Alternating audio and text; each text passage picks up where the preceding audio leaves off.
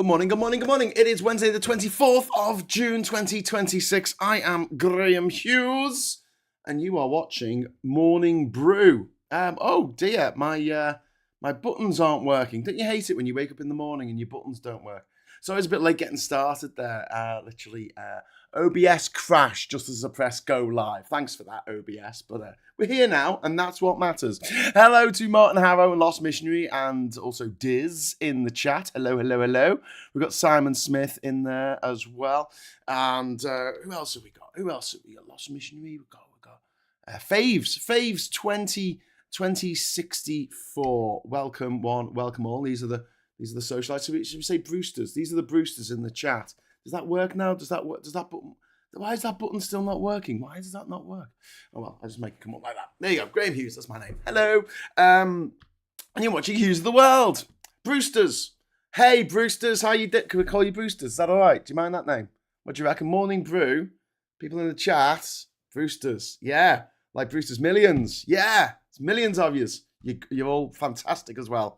You're all absolutely awesome.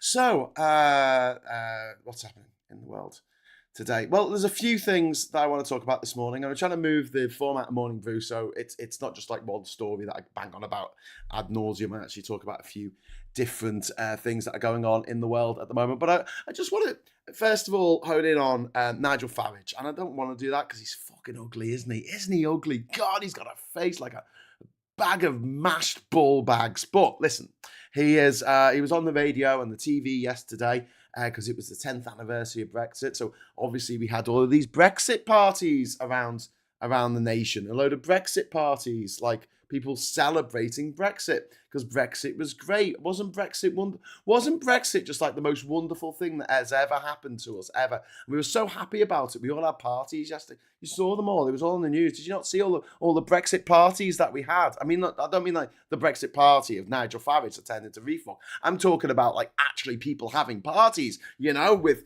crackers and mayonnaise and bunting and flags and custards.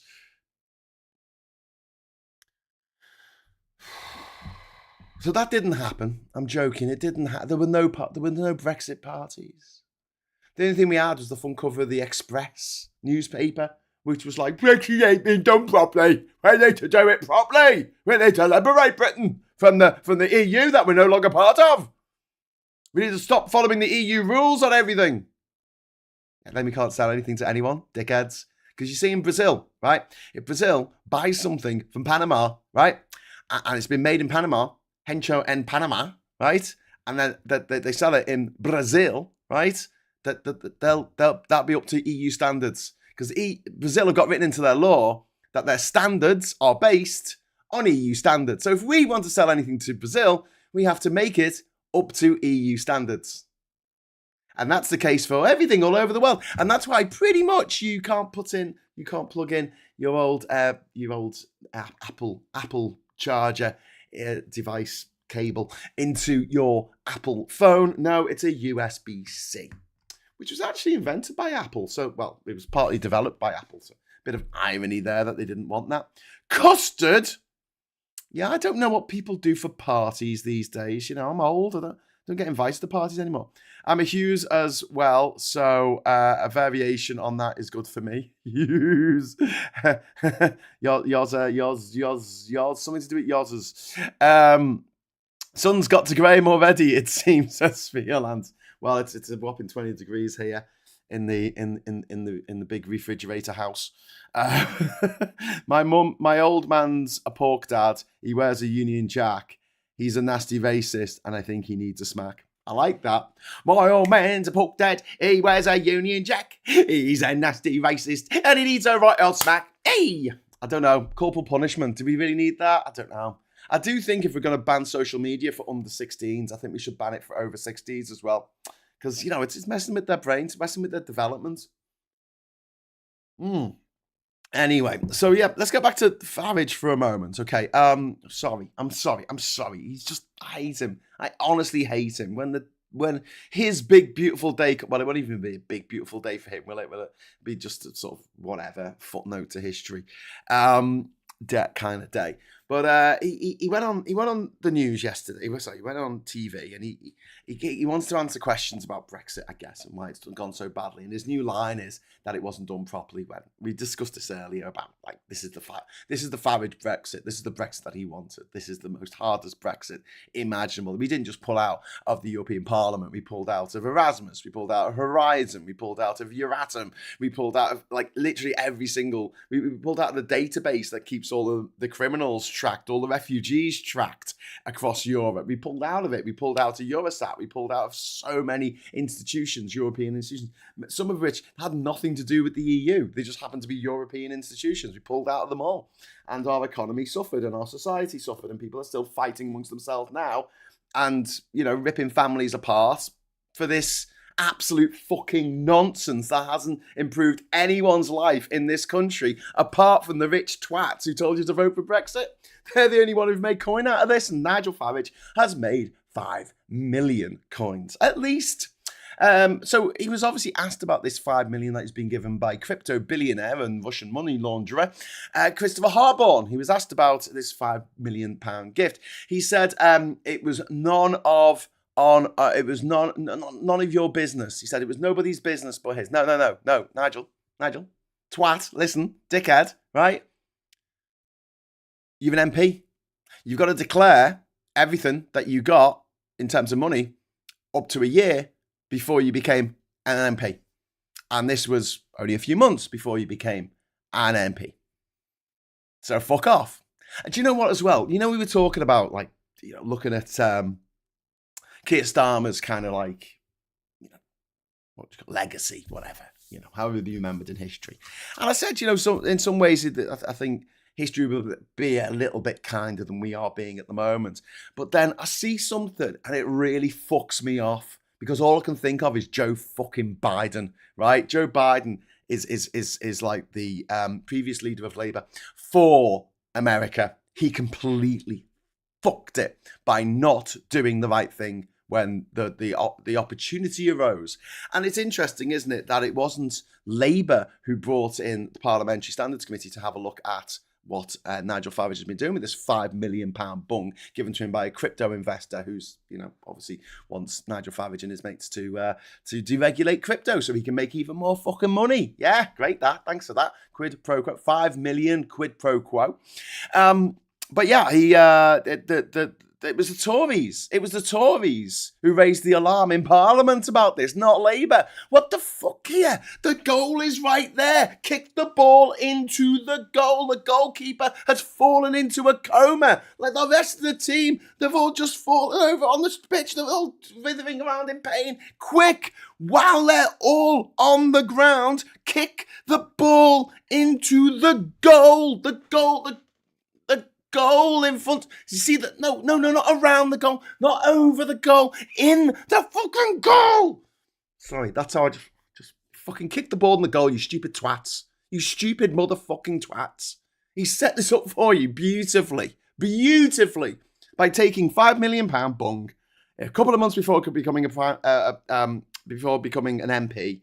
Off a Thai-based businessman who launders money for the Russians. I mean, and then part of their manifesto is they're going to deregulate cryptocurrency.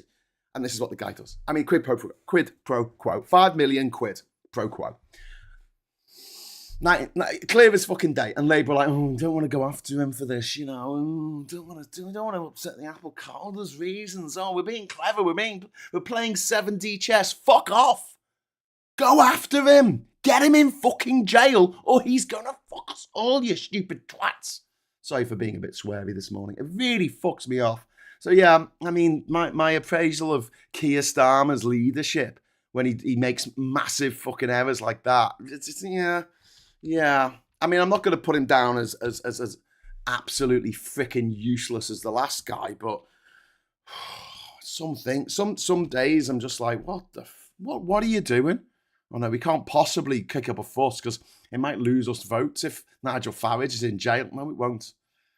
If he's done for corruption, like that guy, Peter Morrell, whatever his name is, up in Scotland, done for corruption, embezzling, what was it, 400,000 he was done for? He's been in jail for 5 years. Yeah. Nigel Farage, right? 5 million. He embezzled that because here's the thing. He was saying yesterday that it wasn't political. It wasn't political. He wasn't a politician at the time. He wasn't a politician. Fuck you, Nigel. Listen to me. Come here. Listen, dickhead. If you own a political party, which he did at the time when it was still Reform UK Limited, registered in Companies House. It was a fucking company and he fucking owned it. He was the director of the company. Don't tell me you weren't in politics, because you fucking were. You miserable, snot-faced twat. It was unconditional. He says it was unconditional. He says it's none of your business, unconditional. He took it from a crypto billionaire, and huge things in their contract. They didn't do a what's it called, a manifesto. They did a contract. Huge thing, and that is deregulating crypto. He said it was for security, and then he changed his mind, and he said it could be spent on Ferraris or horses. And then he said it was a reward for Brexit, which makes it even more political than him being the fucking person in charge of a fucking political... He owned a political party. He owned one. Like, am I going mad here? Is that not something to do with politics? Like, literally owning a political party. For fuck's sake. I wasn't in politics. Not only did he have significant control of Refuck UK Limited, which you can still see. You can still see persons with control on the Companies House website. It is public domain. Public. You can see that for yourself. He was down as a person with significant control of Refuck UK Limited. Plus, he was the honorary president of Refuck UK Limited.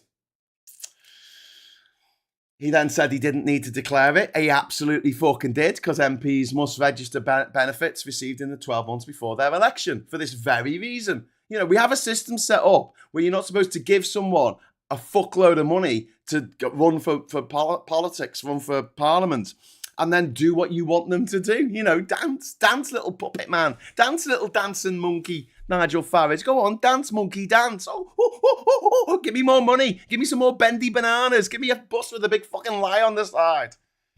They're coming to take your cup of tea, they said. That's what Nigel Farage told us. They're coming to take targeted ads, Cambridge Analytica, through Facebook. Facebook got a huge fine of 0.00000000001% of its daily operating profit. But, you know, that really showed them, they really stopped the misinformation on Facebook at that point. God, I was having a look at my demographic breakdown for people responding to my post on Saturday about going to the march and the Rejoin EU march, right? And like fucking 90% of the people responding over the age of 60 male. All I'm better to do. Facebook's like X is like dickheads who are I guess young, and like Facebook is just like a retirement home for like dickheads who like moronic fucking morons, bitter old morons who were like, I learned everything I needed when I left school at the age of 9 to work down pit. Fucking morons. Anyway, just walked to the shop across the road for breakfast tings. I'm already drained. This weather is lethal. It is genuinely lethal. We'll be talking about that in a bit, Gallifreyan then, but it is genuinely lethal. Can everyone make sure that they stay hydrated, stay in the shade, stay cool, wear loose-fitting clothes? Like, seriously, we need to take this seriously. The 2 children died yesterday in a hot car in France. In fact, in one part of France, the temperature went over 44 degrees Celsius, which is hotter than the Sahara Desert in France. In France, okay? This weather is fucking deadly, and I don't want anyone on here, I don't think you would, but I don't want anyone mentioning 1976. I feel like Jules from Pulp Fiction, Samuel L. Jackson from Pulp Fiction. Do you know what I mean? Like, say 1976 again, motherfucker. that's what I'm feeling right now. No, please stop going on about 1976. All right, because this is nothing like 1976. This is more like the last hottest year on record, which was when we had a super fucking heating event here in the UK, which was 2022. Okay, So if you're going to compare it against any year, you should be comparing it to a year 4 years ago, rather than a distant memory, a distant hazy memory, clouded by all that weed and cocaine and whatever old people do these days, glue sniffing. Clouded by all the narcotics, clouded by all the cigarettes and nicotine, fucking messing with your amygdala. Jesus. Anyway, I've been hanging in there and waiting for the bullshit to pass my entire adult life. Yeah. Well, sometimes it gets a little bit better, and then the dickheads come back and go, I'm a dickhead. I'm an absolute dickhead. Everyone needs to listen to me. And there you go. If my relative gave me £6,000, I'd have to declare it to DWP. Yep. But he said he wasn't in politics. Says he didn't need to declare it. He said answering what he spent his money on will put him in danger. Will put him in danger. So giving a broad total cement on security would not reveal operational details. And also, we think he bought a fucking house with it. I mean, he could have bought 20 houses with it. 20. Here you go, Nigel. I have 20 houses. Oh, thank you. Most people in this world, most people in this life, most people in this country are saving up for years and years just to afford a deposit on a house. A deposit. And there he is, Nigel Farage, privately educated, ex-city wanker, whatever. And he's given 20 houses. 20 fucking houses worth of money. There you go, mate. And he said there were not 2 stories, which is fun because he's right. There aren't 2 stories, right? He's given 3 stories. He said it was security. He said it was Brexit reward. And he said it's an unconditional private gift. Make up your minds, you grifting cunt. Only 1 voter raised it. He said this about people on the doorstep. Only 1 voter raised it. Doorstep anecdotes. Do you know what? Let's go back in time. 2001. It is the general election coming up in a couple of weeks' time, and William Hague is on question time on an Ask the Leaders special. And I happen to be in the audience, and I submit a very sensible question. And it's chosen to be the first question to kick the show off. And it basically says, you're 20 points behind in the polls, your party image is dreadful, your policies are unpopular, you've got 2 weeks until the election, what are you going to do about it? That was my question. And William Hague said, well, I've been on the doorstep talking to voters and they go blah, blah, blah, blah. And it is just this standard stock response. It's like those old Action Man dolls or the Barbies that had the little string in them and he had like 5 different things they could say. You pulled it and it was like, dead men tell no lies. I had some really funny Barbies when I was little, and it's a classic refrain. It's like if you're told that some people are upset or people are voting this way or people are voting, you just ignore all the polls and you say, well, I was on the doorstep and blah blah blah blah, and the idea that Nigel Farage can't be bought is just for the birds. This man is he for 80 quid he said up the bar, as in the IRA, for 80 quid. He can't be bought. He can't be bought for any. Yes, you can be bought, you little twat. You can be bought for 80 fucking quid. God knows what you'll do for 5 million. And then the best one. Actually, if you think about this, I'm the victim. I'm the victim of this money that I was given to me and I kept secrets. I didn't tell anyone about the secret massive bung I was given by some foreign-based crypto investor who launders money for Russia, for the Russian war machine. Yeah, only. He says I was exposed by a Russian hack. So, do you want to report that? Do you want to report this alleged hostile state breach? Do you want to report that, Nigel? Go on, off you pop. Go on. Oh no, because you won't want to do that, because that will involve some kind of process of discovery or something, or some kind of evidence or some kind of. Yeah. But if you think about it, when I got that £5 million from that corrupt privately educated bastard who lives in Thailand and has a fucking Thai name now and has Thai citizenship and a Thai fucking passport and possibly a Thai wife and several Thai mistresses who may or may not be above legal age. I don't know what goes down in Thailand. But yeah, just it's fine. It's fine. He can't be bought. Apparently, can't be bought. It was a Russian hack and Nigel Farage. When I get given £5 billion from some dodgy fucker from some other country, and I think I look at all that money and I buy 20 houses with it, and I think, fucking hell, I'm the victim here. If you think about it, if you think really hard, I'm the victim. Maybe Frogface will eat them. I don't know. So it is the 10th anniversary of us waking up this morning to the Brexit vote. Now, I didn't wake up. I'll tell you what I was doing 10 years ago. I was at Glastonbury. So I flew back from Panama, where I was staying on my island, and I'd been staying there for a few months at this point. I flew back from Panama to the UK so I could vote in the Brexit fraudurandum.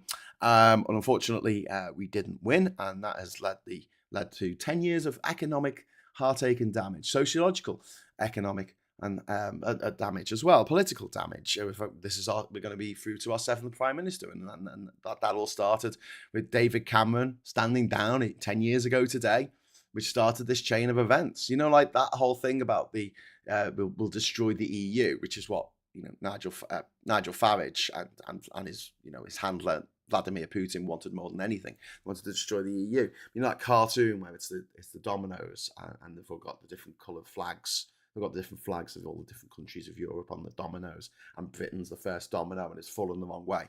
Yeah, that's the domino effect that never happened. The domino effect that never fucking happened. Anyway, I came home, I voted in the morning, and then I met up with my friend Sarah, and we drove down to Glastonbury in her camper van. Actually, it was a horse box. In her horse box, which is you can live in as well, because there's a space for the horse, and then we didn't take the horse with us because that would have been a bit weird, although very cool. I mean, you can imagine clopping a horse around Glastonbury. That would be fucking excellent. Watching a band on a horse. Be a bit scary for the horse though, because it'd be loud, so I wouldn't actually recommend it. But yeah, we didn't bring a horse anyway. So we get to Glastonbury, and I have a good night out, and I'm out in the where was I, in block 9, raving it up, and about 2 o'clock, 3 o'clock, 4 o'clock in the morning or something, the results came through from the fraudurandum, and I was just sick. I literally vomited. I literally fucking vomited, and it might have been the whiskey I've been drinking, but it was probably from the result. And then I woke up in the morning, checked out, my recollections are real, and I think I downed the rest of my bottle of scotch at that particular festival. So that's where I was 10 years ago today. There's an article today on the BBC about the economic damage that Brexit has done. Well, never mind the damage it's done to us psychologically. Never mind the damage it's done to all of our mental health. And yet people still defend it to this day. They're like, oh, this is the greatest thing ever. This is brilliant. I can't now go and live and work anywhere I want in my own continent. Ha ha! Anyway, the BBC's report says that the economic damage is now visible in trade, investments, exports, business confidence, channel tunnel freight. There's a guy who makes radiators, and his EU exports fell from 40% of his business in 2020 to 5% in 2025. Because Johnson's 2020, Johnson, the scumbag Boris Johnson, big proponent of Brexit. Arguably, it wouldn't have got over the line if it hadn't been for Boris fucking Johnson. So, if you're in love with Boris Johnson, I guess you still think it was a good idea. But Boris Johnson's 2020 deal removed tariffs, but it not customs friction, paperwork, product checks, or customer hassle. We talked about this yesterday. Imagine the stress of owning a business and knowing that if you fill a form out incorrectly, you may be held up for 5 days at the border, and your £50,000 worth of herring or whatever the fuck you're selling will go off. And you will lose 50,000, well, maybe like you're being insured for 11,000. So let's say you will lose £39,000 for filling out a form correctly, for making a typo, for putting down a slightly wrong letter in the Latin name of the fish that you are exporting. Imagine the pressure, the stress. I wouldn't want to wish that on, well, I would want to wish it on Nigel Farage, but, he doesn't have to do work to get his money. He just has to prat around being interviewed and lie to everyone and bray about how fucking awesome everything is out of the EU, even though he's admitted himself that Brexit's been a disaster. So there you go. Viper Scott, the one thing that I can agree with Nigel Farage on, Brexit, fucking disaster. Thank you very much to Viper Scott there for the super chat. You are super, my friend. You are super. Thank you very much to get the goal started for Dizz's confetti fix. See, Dizzy Dizzle is in the chat. I was in Amsterdam, and the day coming home, I got the results of the fraud-referendum. It was a kick in the teeth. Yeah, let me know what you were doing. What were you doing when the results came through with the referendum, the fraud-referendum? I mean, I wish there was one of those people who interviewed Farage was a bit sarcastic. Oh, that milkshake, was it bullet flavour? Yeah, he said, do you know what? Just to go back to Farage for a moment. He said that he was the most threatened fucking MP, didn't he? Threatened politician. And I'm sure the family of Joe Cox and David Amos were looking at this going, are you fucking kidding me? You had a milkshake thrown at you, you silly twat, which you fucking deserved. Farage complained it was okay for Boris to take crypto billionaire cash, so it should be fine for him, disqualifying. That's the problem with corruption. If you let it stand, it grows. It is like fucking mold. It's like J.K. Rowling's mold. If you don't do something about it, it will spread. You need to nip it in the bud. Corruption anywhere that is seen in government from any party, whether it's the SNP or the refuckers or the Tories or even Labour, it needs to be stamped on like a fucking cockroach. Because otherwise, tomorrow you'll have 1 million fucking cockroaches. Yeah. Yeah. 10 years ago, I was crying. 10 years later, still crying over the result, says Witchy Wisdom. Yeah, still fucking disgraceful. An absolute disgrace. An absolute kick in the teeth. A shrinking of the horizons for our children, for the our freedom of movement was taken from us. The retirement plans were taken from older people, and plans for getting married and settling down in another country in Europe were taken from people, or to have their partner come and live with them in the UK. It's taken away from them. Taken away from them. By people who don't want to do it, People who are happy to never leave the village, never leave the house. People who are happy to do that. That's fine. That's fine. You do you. I have no problem. I'm not going around telling everyone that just because I went to every country in the world that you have to as well. I know a lot of people wouldn't like that. They would find it very stressful. I'm not saying that everyone should fucking do that. But you know what? If I want to go to every country in the world, just fucking let me. Don't bring in don't build a wall around me and tell me I'm not allowed to do it. All right? Don't build a wall around me and tell me I'm not allowed to marry someone from Germany or from Spain or from Greece. Don't do that to me. It's the same with these people who go, I don't like abortion. Well, don't fucking have one. Don't like gay marriage. Well, don't fucking get married to a man, you stupid twat. Why should you stop other people from doing what they're doing? Not hurting anyone. No, it's very important that we leave the EU. Give me one reason. Give me one fucking reason that it was a good idea to leave the EU. There's people now going, oh, they're being really horrible to immigrants, and now the EU's really shit. I'm like, yeah, you know what? When Thatcher was in charge, that was a bit shit. When Cameron was a bit in charge, that was a bit shit. When Boris Johnson was in charge, that was a bit shit. But I wasn't running around saying we should burn down fucking Parliament, was I? I wasn't saying, we should pull out of this Parliament thing. We should just leave it. We should just rule ourselves in the People's Republic of Liverpool. Yeah, you can tell I'm getting angry about this because the temperature's gone up to 22 degrees now. Unbelievable. Corruption breeds corruption. Yeah. The cream always floats to the top. Mind you, a lot of turds do the same. That is very true. Result came in as I was working. I was so disheartened, says Viper Scott. Yeah, and that was that's another cruelty. So not only did British children who didn't get a vote have their freedoms and their rights and their privileges taken from them, stolen by the rich who didn't take them from themselves. Keep making this point. But Northern Ireland and Scotland were dragged out against their will. Gibraltar was dragged out against its will, the will of 98% of the people who lived in fucking Gibraltar. Against their will. Dragged out against their will. That was 95%, wasn't it? It's about 800 out of 19,000 who fucking voted. Fucking unbelievable. Fucking dragged out against their will. Every single constituency in Scotland voted to remain. Every single one, 100% voted to remain in the EU. And that they were dragged out by the likes of fucking Sunderland. Fuck you, Sunderland. Fucking shithole.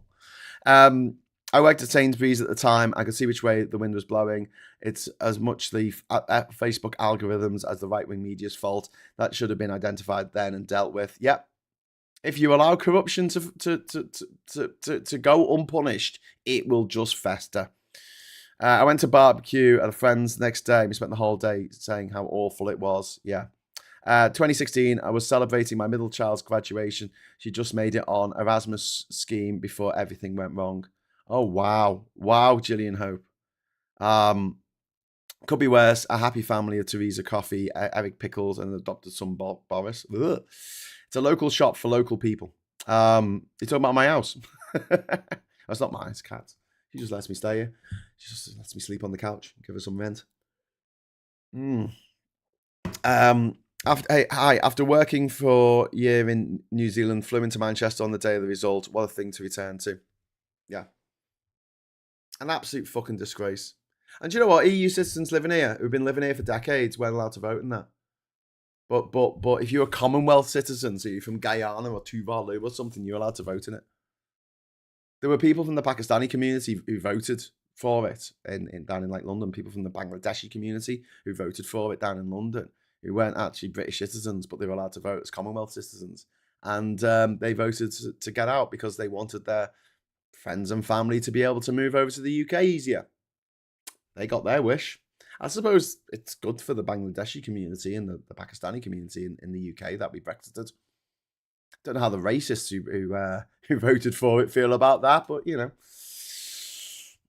No effects without side effects, my friends. Worst of it, we were in Edinburgh before the Brexit thing, and they had that indie ref, decided not to because Scots are sensible. I thought, oh, it's okay. The British won't be daft enough. Yeah, we were daft enough.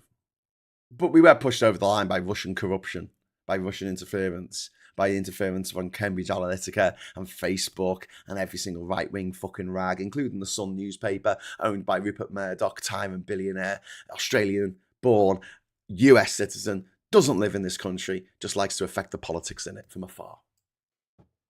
There's a group of people like Vladimir Putin, the Saudis, the newspaper owners who live in Monaco or live in Canada or America who like to influence our politics from afar. But here's the facts. UK goods exports to the EU were lower by 14% in 2025 than in 2019. UK goods imports from the EU were 10% lower in 2025 than in 2019. Channel tunnel freight fell from 1.68 million truck journeys to just over 1 million last year. And HMRC, the London School of Economics Analysis, found that 16,400 firms stopped exporting to the EU between 2019 and 2023, resulting in people getting poorer. All over the country, people getting poorer. And then Aston University report says that the UK's economic export varieties fell by 53.8%. 53.8%.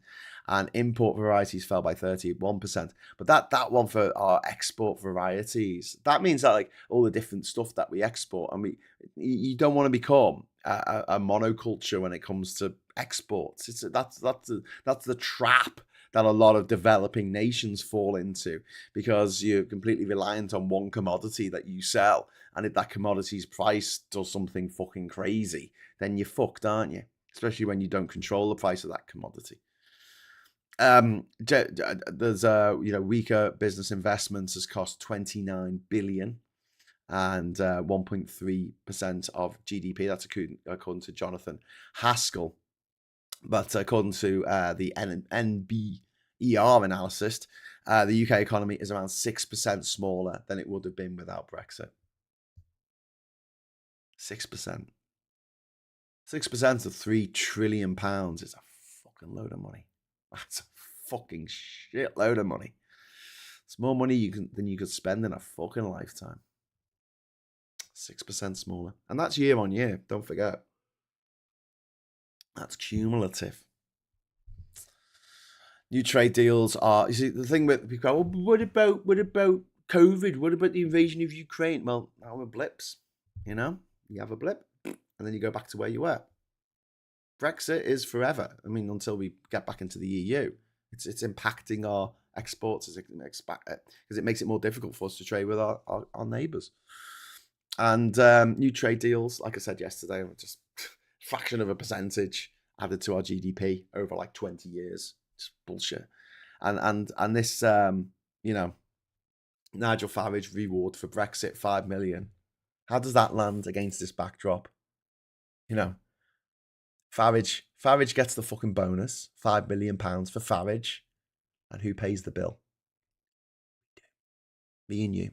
We are paying the bill for Nigel Farage's disgusting, horrific, violent Brexit, which results in the death, the murder of a female MP, Jo Cox, a mother of two.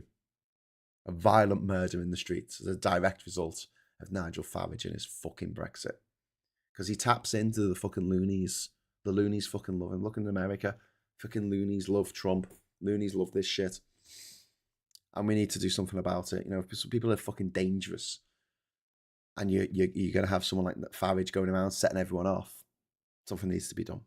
Something needs to be done. Oh, my mum's in the chat. Hi, mum. How's it going? I hope you're keeping cool in the house. Hope you're keeping dad cool as well. The problem is intelligence is a bell curve and the ones on the right are concentrated at one end of it. The right are bell ends. Yes, they really are. Don't the British dislike busybodies? That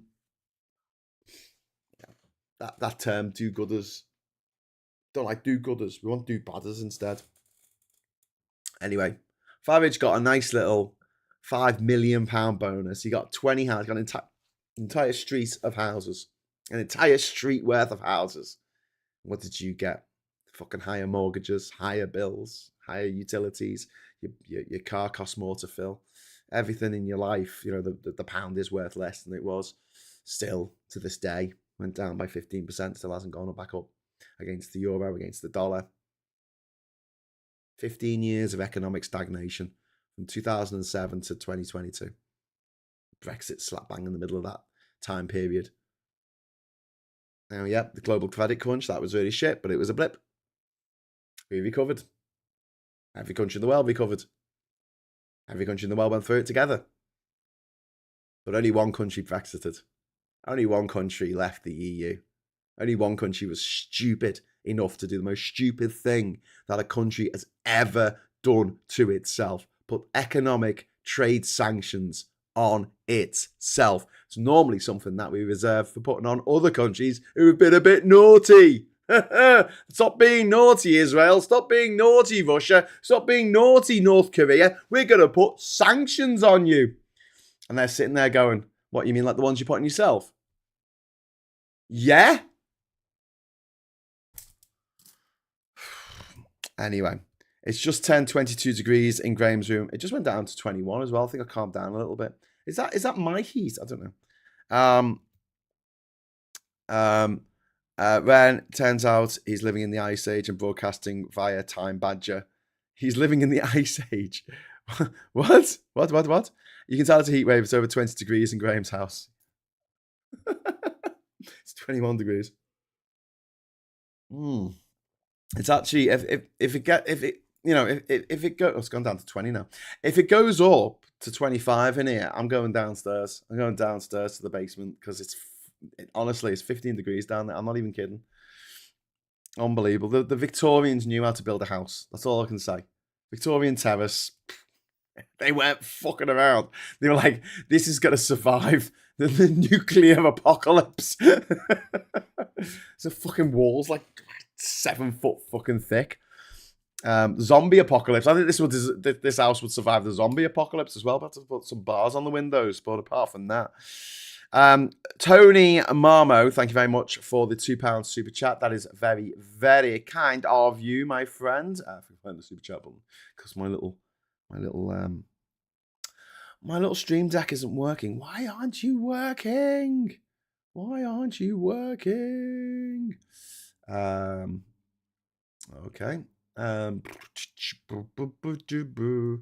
OBS Studio. Why aren't you working? Super chat. Oh, here we go. Waiting for OBS. That's not connected. That's why. Okay. Sorry, I'm trying to get my tools working.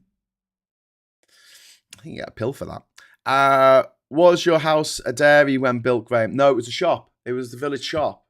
And so it's got a basement that was designed in the 90s to not get hot at all, because they'll have dairy products down there. They'll have, food stuff that'll go off, and they didn't have refrigeration back then. So they just built a fucking house that's like a fucking fridge, big fucking fridge. Well, it's not that big, it's a terrace, but it's big for a fridge. It's like a walk-in fridge.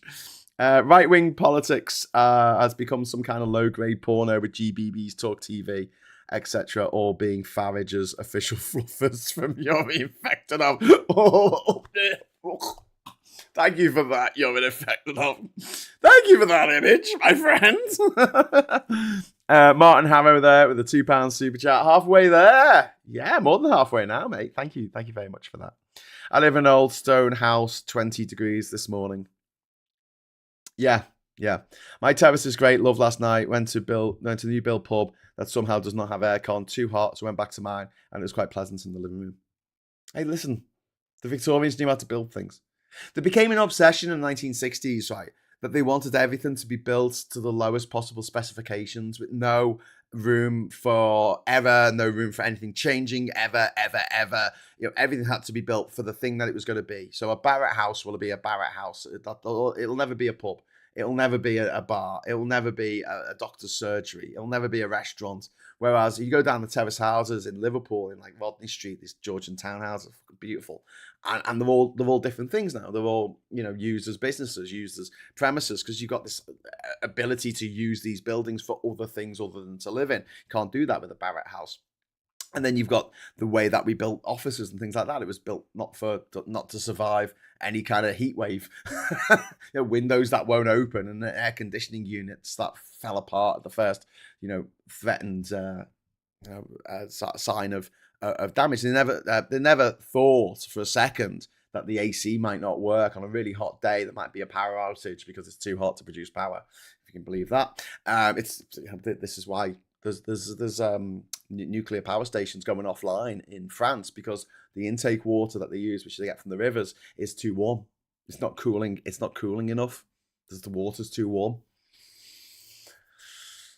So yeah, but the Victorians, my God, they over-engineered everything. Have a look at the viaduct in Durham city centre. It's absolutely beautiful. This beautiful viaduct. If that had been built these days, it would all be built out of concrete, and it would be to the lowest possible specification. They wouldn't overbuild it. They were just like, this will do. This is like the lowest specification we can get away with, and that's why you end up with shite like the wobbly bridge that they had in London at the Millennium. The wobbly fucking bridge. We didn't think people would walk over it. This is why you have in here in Durham, you've got the old Elvet Bridge, which is 1,000 years old, which is still fucking standing because it's made of loads of fucking stones, and built like a brick shithouse. And then you've got the modern bridge, the road bridge, which needed complete overhaul, shutting down for 2 years so they could fix it all. It's barely 50 years old. It's all made of shit concrete, like not even good quality concrete. It's all to the lowest specification. The sewers in London, Joseph Bazalgette, this fantastic fucking engineer, he built not just the sewers, he also built embankments. Loads of stuff was down to him. He's just an incredible engineer. But he built the sewers in London with this like fucking 500% redundancy, something mad. Do you know what I mean? Like he built them 5 times bigger than they needs to be for London in the 1850s or the 1860s, whenever they were being built. And he did that because he knew that in the future that London would get bigger. Whereas now it's literally putting the absolute minimum amount of materials into everything we fucking build, whether it's a new pub or whatever, or a house or a bridge or a railway station. It's the bare fucking minimum. And it's that mentality, you know, everything's got to be a box, everything's got to be the bare minimum. No, nothing nice about it. We've got to have nothing nice about the box. It's just got to be a box. Because somehow if you put any kind of illustrative features on it, any kind of, you know, anything to make it look nice, put a bit of architecture into it rather than just straight up engineering, then that's somehow dishonest.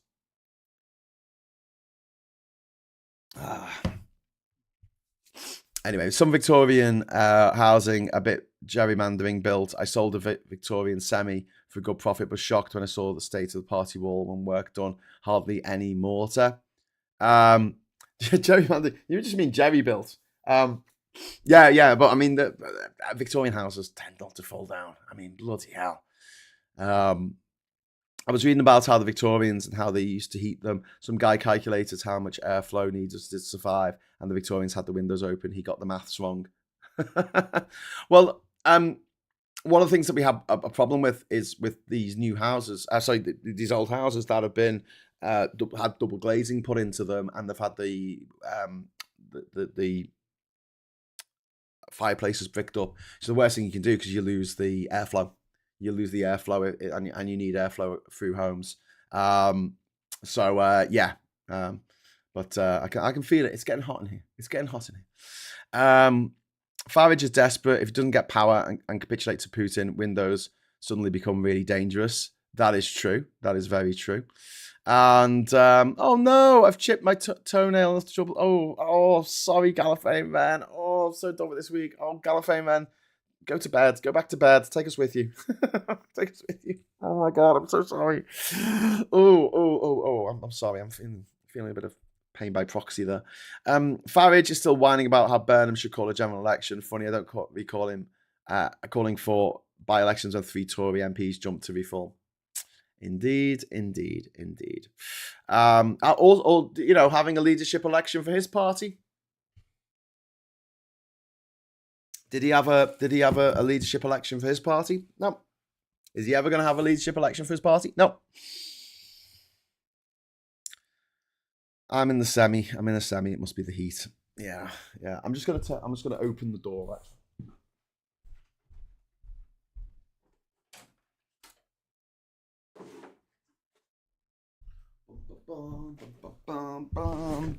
Hello.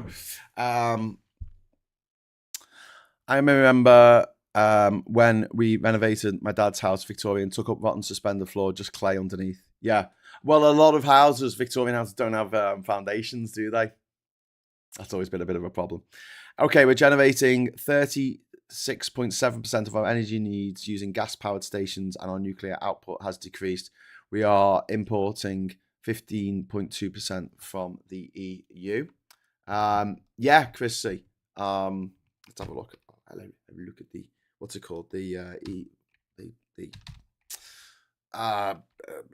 grid. There you go. Grid IMKs.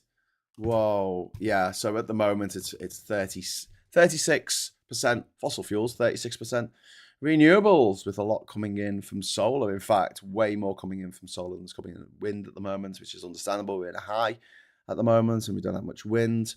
But the price per megawatt hour has gone back down to like, it's now at 86 pounds per megawatt hour. But last night at 8:30 p.m, the price per megawatt hour went up to £560.81. 560 pounds. It's currently like 88. But last night it went up to 500 and wow. Confetti time, says Viper Scott. Ah, thank you. We got to do this now. Thank you very much to Alistair. And here we go. 3, 2, 1. Confetti! Woo! Don't be a necky. Get some confetti. Farage yeeted the refuck candidate in Clacton against his will. Didn't pay the guy who'd already spent money. He's also had to take Farage to court. God. These grifters, they like to screw over their own, don't they? They really, really do. Anyway, so yeah, National Grid Live. If you want to see that, it's grid.imkate.com. You can see where we're getting our power from, and at the moment 15% of that is coming from interconnectors with other countries. Although Ireland is actually taking 2.8 from us, stealing it from us.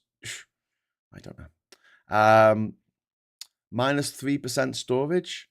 I'm guessing we're putting stuff into pumped storage, which I guess is pumped storage uses electricity when it is comparatively cheap to pump water from a lower reservoir to a higher reservoir. We talked about that, haven't we? That's the way to do it. Would that price last night be based on the gas generation being the largest contributor to the grid? Yeah, and also because some power stations in France went offline, and when we have when it gets really, really hot, it affects the creation of electricity across the board. So I'll give you some examples. For let me see. For gas power, being high ambient heat can overheat the generators, which seems a bit mad because you think, well, it must be really hot to start with, but there's all kinds of, I don't know, mechanics and electrics that need to be kept at a reasonable temperature, and if they're not, things can start going bad. Nuclear power, as I talked about, they've had to take a couple of nuclear reactors offline in France, and that's because the cooling water intake that they get from the rivers is too hot. So the cooling water isn't cooling things down enough. I believe that in the UK, we get our cooling water from the sea, which is generally colder than rivers anyway. So we shouldn't have the same problem with our nuclear reactors here in the UK. Solar power, as I've talked about before, the more heat you have, the less efficiency you have. Hydroelectric, less water going through the dams, or however you're making the electricity through the water's got to be moving, so you've got slower moving water and less of it. Wind power, it's gone down because high pressure means less wind, and your electricity bills up to 545 fucking pounds per megawatt hour. Jesus Christ. Viper Scott, thank you very much for the 5 Hughes of the World gift memberships. Welcome, new members. Thank you so much, Alistair. That's very kind of you. Harry Flashman is now a member. So is Strange English Lyricist. So is NSC Lavi. We've also got Caranola in there as well, and Manna. So thank you so much to Viper Scott, and welcome to the chat. Well, not just the chat, to the channel. You can now access the Discord server and continue the conversation after the show is finished. Gallifrey man, if the water's too hot for nuclear power, and as Andy said, too hot enough to kill the fish, it raises the question: is it already too late? Are we past the point of no return? No, we're definitely not past the point of no return, because the temperature's going to come down. If it stays like this forever, we'll be in a bit of bother. But as things stand, we are not past the point of no return. I've got to be honest and say I don't think we ever will pass the point of no return for humanity. Because humans are extremodерms. We can live, is that the right word? I don't know, extremophiles? Something like that. We are capable of living in the most extreme circumstances. Right, we can live underground. In Cuba PD in Australia, they live underground because it's so fucking hot. We live in deserts. We live in Arctic tundra. There's a base in the middle of the Antarctic at the South Pole. There's scientists living up in near the Arctic. There's people who live on Jan Mayen land and Svalbard. People can live in very, very extreme environments all over the world, up mountains, and the issue is the amount of habitable land is going to decrease, and the amount of arable land is going to decrease as a result of this. So humanity is not doomed, but the future is going to be more difficult. And I'd like you to bring this up with anyone who denies climate change is also a massive racist and worries about the Great Replacement Theory bullshit, right? Just mention to them that it seems a bit odd that they're very, very concerned about the ethnic makeup of the United Kingdom in 2100, when they don't seem to give a flying fuck about whether anyone's, I don't know, left alive or what's left of the UK. You've seen the weather warnings there; it's just fucking crazy. Does look like there's some cloud cover coming in, which will be good. But one of the reasons why it's so hot in this country, it feels so much hotter than when you go abroad. It's not just that other countries are better prepared, better set up for hot days. It's also the what they call the wet bulb temperature. So a wet bulb temperature is effectively get your thermometer and then get some water, get a wet cloth and put it around the bulb of the bottom of the thermometer and wrap it around and see what the temperature goes down to. And in a lot of these countries where the humidity is different, the wet bulb temperature is a lot lower than it is in the UK when we have hot days, just because of the environment and the way things are set up, I guess. But there you go. The sea level rise is what they seem to ignore, says Andy. Yep. Well, they seem to be ignoring absolutely everything. There's still people out there, especially older people. Not all boomers, not all boomers, not all boomers. Yeah. But like, there's a lot of old people who are just like, yeah, I love it when it's hot. Yeah, it's great. Yeah, it's just like 1976. 1976 is like 1976. This, But the UK temperatures are going to break record levels for June. Schools and rail services and health systems are under pressure. People are going to fucking die. France, as I mentioned, has recorded temperatures of over 44 degrees Celsius, which is hotter than the Sahara Desert. Think what that does to trees and plants and, animals trying to shelter in this heat. Think about what it does to your dog or your cat. Dogs can't sweat. Dogs can't sweat. It's fucking horrible for them. Absolutely horrible for them. French schools have closed or shortened hours because of dangerous heat, and schools in the UK have done that as well. European energy prices have jumped sky high because of air conditioning demand rising. And, most UK schools, hospitals, infrastructure were not built or retrofitted to withstand extreme heat. And this is, this is infrastructure failing, meeting the decades of fossil fuel fucking delay, dithering, denialism, dickheadedry. Is that a word? Dickheadedness. That can be a word, can't it? I think the problem is we blasted past the 1.5 degree target. Society effectively gave up, saying there's nothing we can do. Of course, the fossil fuel industry is lobbying fucking hard. Well, the fossil fuel, we need to stop the COP summits. The COP summits are a fucking joke. And we need to yeet all of the oil-producing countries out of anything to do with talking about climate change. America, fuck off. Venezuela, fuck off. Saudi Arabia, fuck off. You don't get a say in this because you have a bit of a vested interest. Imagine if ice cream was causing cancer and the biggest exporters of fucking ice cream in the world were all turning up and stopping anyone from eating ice cream. Now, we've got to have ice cream. You've got to rely on ice cream. Yeah, but it's causing people to fucking die. Actually, it's worse than cancer because it's causing cancer for the planet, not for the people on the planet. The fucking planet. Anyway, so yeah, my cat are lethargic and Flo is in her own room with the big fan, bless her. She's at the vet shortly. My dog isn't allowed out without me. Says Diz, but don't think we have gone past no point of no return. We haven't lost the ability to control how bad the climate gets. Yeah. We really just need to bring them. Come on, Graham. You can't mention the hot weather and mentioning everything carried on as normal in 1976. Ignoring over 300 people per day heat-related deaths. In 1976? Yeah. I'm saying that this isn't the hottest it's been since 1976. It's the hottest it's been since 2022. So, 1976 was the heat event of the century.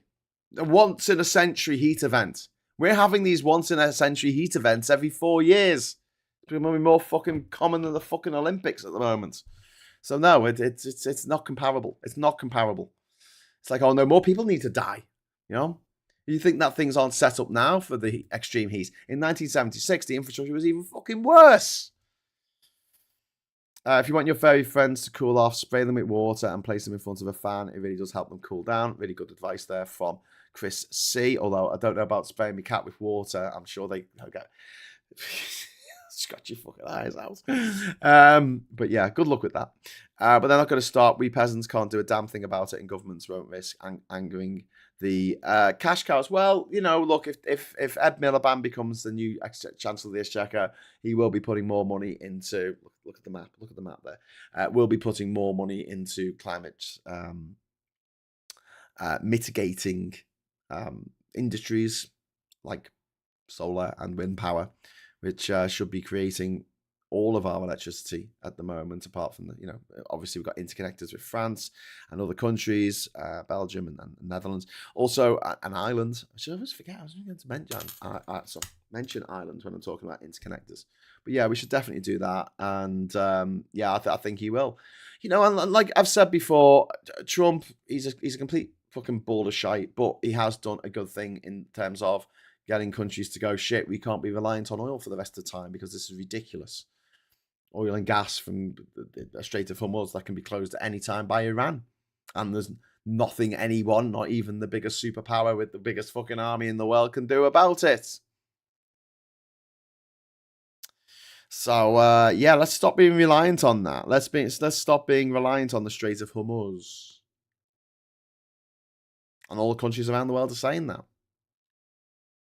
Ramped up production of wind. Sorry, dropping this money. Of wind turbines, which ramped up production. We've ramped up production of solar panels. So yeah, I mean we are getting there, but this just goes to show just how ridiculously hot it is. Absolutely insane. And extreme weather events were absolutely predicted by the climate scientists. Although the dickheads will tell you, because it's not hot every single day of the year, then this climate stuff is nonsense. No, it's an average, you fucking idiots. It's over the course of a year. That take all the temperatures of all the days. Has it got up from last year? Yes, it fucking has. Has it got up from the year before? Yes, it fucking has. I'm pretty sure we had 2 foot of snow in the winter in Birmingham in 1976. Yeah. Okay, we're doing punk culture shock right now. MAGA are the kind of people who huff petrol. Yeah, you're in effect of. Can't argue with that. Okay, so let's talk about Burnham. Starmer, they had a meeting yesterday. Moving on to another topic. Burnham and Starmer had a meeting. Andy Burnham is preparing to take power. Darren Jones, the chief secretary or whatever it's called to the prime minister at the moment, has said that he's not going to run. And he's going to support Andy Burnham. So Andy Burnham is definitely going to be our next prime minister. We're going to have a Scouse prime minister. And Starmer has rejected the longer handover period.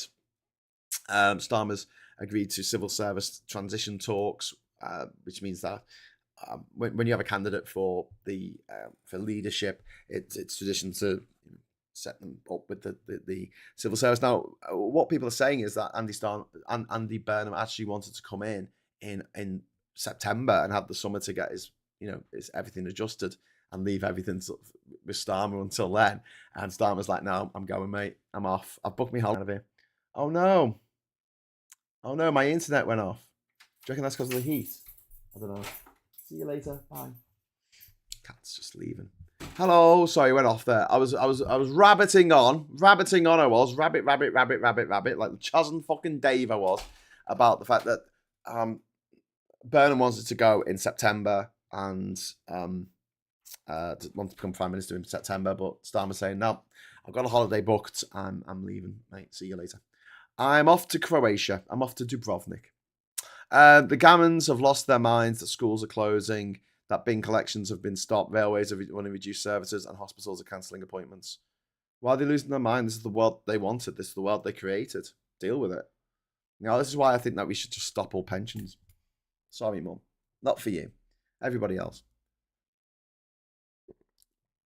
It's the world they want. They keep voting to not give benefits to anyone. Keep going on about working age men. People who are working, they're not working when they could be. They're just sitting on their ass doing nothing. Just look at all these people who got retired. Sitting on their ass doing nothing. Can they still work? Yeah, they can. Work from home. They knew about climate change for decades and deliberately hid the info. Scientists being discredited. I don't want to come all over David Attenborough. Oh God, that's gross. Imagine the mess. I don't want to come all over Prince Charles, but oh God. Yeah, little bit of Rob Newman there for you. I heard about climate change in the 1970s, says Acro Dave. Yeah. The track bangs a badger alert. This track bangs. Is it Badger? By Weevil. Who's the guy? Weevil shit. Oh God, what was it called? Weevil stuff. Oh God, I forgot the guy. What's the name of the internet creator who made Weevil Stuff. Was it Weevil Stuff? I can't remember. Jesus, he did the Badger song. Badger. We have known about human climate change since the late 1800s. Yep. Just like we knew that cigarettes were bad for you for years and years and years before they actually admitted it. Don't know what's happening here. We've got a problem with Stream Deck not connecting. Why aren't you connecting? Stream Deck. Maybe I should unplug it. Should I unplug my Stream Deck? Right, there you go. You've been unplugged, you bastard. Weeble. That's it. Weeble Stuff. Okay. Sorry about this. I've just unplugged my Stream Deck. I'll plug it back in because if someone else wants to drop a super chat in, I want to just press the super chat button. Still not working. Damn it. Waiting for OBS. I think it's an OBS problem. Do you know what I don't like? Just got to share this with you now.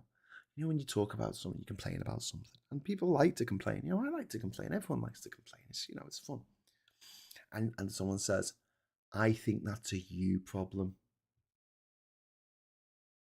What the fuck's that? First of all, it's an Americanism that I hate. It's like when people say, you got this, or it's usually baby babble, isn't it, when it's coming from America? You got this. You hear that a lot in movies, you got this, and then someone dies. It's a bit like saying run, someone run. If you ever say that in a movie, you're gonna die. Run, Luke, run, Bambi, run, Forrest, run. Every time someone says run, Lola, run, they fucking die. Spoilers. And the cherry on the cake is the gammons are kicking off that the King's Guard is temporarily being suspended to protect the welfare of the horse and soldiers. What the fuck is wrong with them? Thank God Graham doesn't have an auto cue. Yeah, true. Don't need an auto cue. Where we're going, we don't need auto cues. I can rabbit on for 65 and a half hours, apparently. What we know, I'm prepared to acknowledge, is the direct inverse proportion of how much money is in it for the right people. Make them wear a bearskin hat in this heat. Chris, what the fuck? Yeah, exactly. In the 1960s, in the 1970s, scientists were worrying that we might be heading into an ice age. That prediction aged well. Yeah, some scientists who were wrong, who have been proved wrong by every single scientific study of the last 50 years. So, yeah. That doesn't prove anything. Who gives a fuck if people thought one thing in the 1950s? They thought radiation was good for you in the 1950s. It doesn't. It's not like they're wrong now when they say that radiation's bad for you. Just go and ask the firefighters at Chernobyl. Oh no, you can't because they're buried in lead fucking coffins under 20 foot of fucking concrete. But whatever, well, people used to think the world. No, they didn't think the world was flat. No one ever thought the world. The only people who thought the world was flat was fucking idiots. Do you think Christopher Columbus was given free ships by King fucking Ferdinand and Queen Isabella of fucking Spain? Do you think they gave him free fucking ships to go and sail off the edge of the world? Here you go, off the edge of the waterfall with you with our ships. What the fuck? No, they knew the world was round. He just thought the world was a lot smaller than it actually was, and then he could get through to the Dutch Spice Islands by going, westward. Graham, how's the Guinness Book Records going? Thank you very much for the super chat. My button's still not working. Thank you, Alistair. Do you mean for the 65 and a half hour challenge? Well, I did it. I've sent them all the info. Sent them all the links to all the videos that I made. While doing it, and the problem they're going to have is the if they take 6 months to check it out, I think that like Twitch deletes the videos after a little bit, so I'll be like, oh, but I have downloaded them so they can watch them there. But yes, I don't know. Viper Scott, it took a year for them to validate my record for going to every country in the world without flying. A year, so shouldn't take them that long to validate my 65 and a half hour live stream, but we will see, and then I can have another little certificate to put on the wall there next to the two that are already there. Two of them, I tell you, two of them. 1985 was the 40th anniversary of Normandy. Remember going to a parade in cadets at Brookwood Military Cemetery. Several fainters, cadets and Reg Army. It was only in the low 70s. Yeah. Yeah. Yeah. What I hate is the Yanks have made a verb out of leverage when the verb already existed. It's lever. Leverage, which is a noun, is the property of levers. So you can't leverage something. Ooh, that's it. Go on, foot him stuck. You started something here. Everyone in the chat, right? Here's your morning challenge. I want you to tell me which Americanisms piss you off. I'm gonna give a list of a few. Moscow instead of Moscow. Fuck off. Buddha instead of Buddha. Listen, mate. I've been to Tibet. Spent 7 days in Tibet. It's fucking Buddha. All right. I was in Sri Lanka for 3 months. It's fucking Buddha. Buddha. Niche. They don't say niche. French word meaning a small little cave. A niche. You find a niche in the market. They say niche. They say niche. What the fuck is that? You know, it's not an English word. Pronounce it correctly. Fuck's sake. I tell you though, one thing that Americans do pronounce correctly, and we in the UK pronounce incorrectly, valet. You know when they say valet parking? Yeah, that's actually the correct way of pronouncing it. What we say in the UK is valet. When we talk about someone who's like a butler for someone, we say, this is my valet. We pronounce the T for some reason. I think because it was translated into English somehow earlier, so we don't say the French pronunciation for that. We use the English pronunciation and pronounce the T, which I think is wrong. Aluminum, aluminium, not too arsed because both of those spellings were made at the time. I think it was Humphrey Davy, wasn't it? Who said it could be, well, it could be either. I don't really care. But it was aluminum originally to go with like molybdenum. But then they wanted to make it sound like the rest of the elements of the periodic table that weren't historical. So they wanted it to end in an IUM and they changed it. Colour, it's spelled, yeah, dropping the U's in stuff. Dropping the U's in stuff. Soccer says that's a bit annoying because like the British invented the word soccer, but then we don't really use it. It's football. American, aka English simplified. Yeah. Aluminium. Ryan doesn't like aluminium. Sean doesn't like aluminium. Richard doesn't like aluminium. All of them, says Jimmy Anderson's bowling genius. I think I read up we get to wear. I think I read the get up we wear at weddings now is the casual dress for poshos in the 1800s. Yeah. I don't pronounce valet that way, Graham, but that's the way it's pronounced in the UK. Missiles instead of missiles. Oh yeah, nuclear instead of nuclear. They go nuclear. What the fuck is that? And they say vehicle. For some reason, it's really important that they pronounce the hic in the middle of vehicle.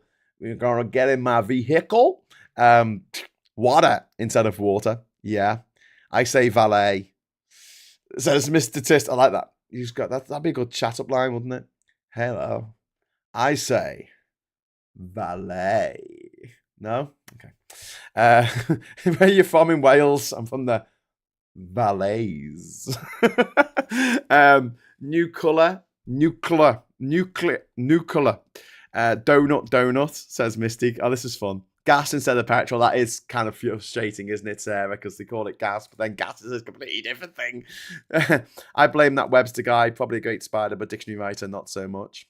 Sulfur spelt with an F. Fuck off. That looks like just a misspelling. It's PH. It's a sound. It's fine, you know? There's loads of words that we use that have a PH spelling, like phonetic, which isn't phonetic. I think that's just you, Graham Hughes. Says Pretty Hate Machine. What? Lieutenant instead of lieutenant. Yes, we do say lieutenant, but that I guess that again that's an Englishization from a much earlier time. We do say lieutenant instead of lieutenant. See Dizzy Dizzle, vase, yeah, and they say vase. Yeah, you're a disgrace to your face with that vase. It's vase, darling. It's vase. Fucking idiot. Sulfur is now the correct IUPAC spelling. Oh, that's sad. That's very sad. Yeah. Here's an interesting one. In America, if you ask them where they're going on holiday and they're going to St. Vincent and the Grenadines, they all say they're going to the Caribbean. But then you ask them the name of the pirate movie that has Johnny Depp in it, and they will say Pirates of the Caribbean. They say Caribbean when they're referring to the movie and the ride at Disneyland, Pirates of the Caribbean. But they never say Pirates of the Caribbean. It's not how it's pronounced. In that one instance, they pronounce it the British way. True story. Americans don't understand the concept of silent letters in words, hence vehicle, Birmingham. Yes, we do get that a lot. Glasgow. I'm going to Glasgow. I've heard some Americans talk about going to Edinburgh, which I assume is near Edinburgh somewhere. Fries instead of chips for Chris. Have you seen the map men where they do all the English place names that are just pronounced in just ridiculous ways? I love that. It's a way of weeding out these tricksy tourists. How is that pronounced that way? Fanshawe. There you go. There's a surname to pronounce. It's annoying that Americans pronounce pavement as sidewalk. The bastards, says Aquite. Oh, they coined the word rooster so they could refer to a male chicken without having to say the naughty word cock. I always like to wake up with a cock crying at the window. Calling me. The cock is calling. It's what we call a blob. The Americans call Mr. President. Isn't it amazing how Americans don't understand silent letters, considering they're basically Brits in a different letter? They do understand silent letters because they have a state called Arkansas that they pronounce Arkansas with a W at the end of it, but it's an S. Nonce for president. Itch instead of scratch. Oh, on accident. They say on accident instead of by accident. I've seen that more and more with Americans now. Got to stop doing that, America. It's by accident, you bastards. Any Greek Latino word ending in OS, the Yanks completely screw over. Cosmouse, Carlaus, Kudwaus. All these letters should rhyme with DOS, but the Yanks rhyme them with dose. And a hotel, remnant of a form of pronunciation, which is preserved for the US herb. Oh, yeah, they say herb instead of herb. That's annoying, isn't it? Blue tits got an Aussie laughing. Blue tits. What about blue-footed boobies? What about great tits? Bangs instead of fringe. Oh yes, but then they call the Aussies call thongs. They call flip flops thongs. Oh, another one that, and we call thongs G-strings. It's not a G-string underwear. So it's like, I left my thongs at your place, and you're like, really? What?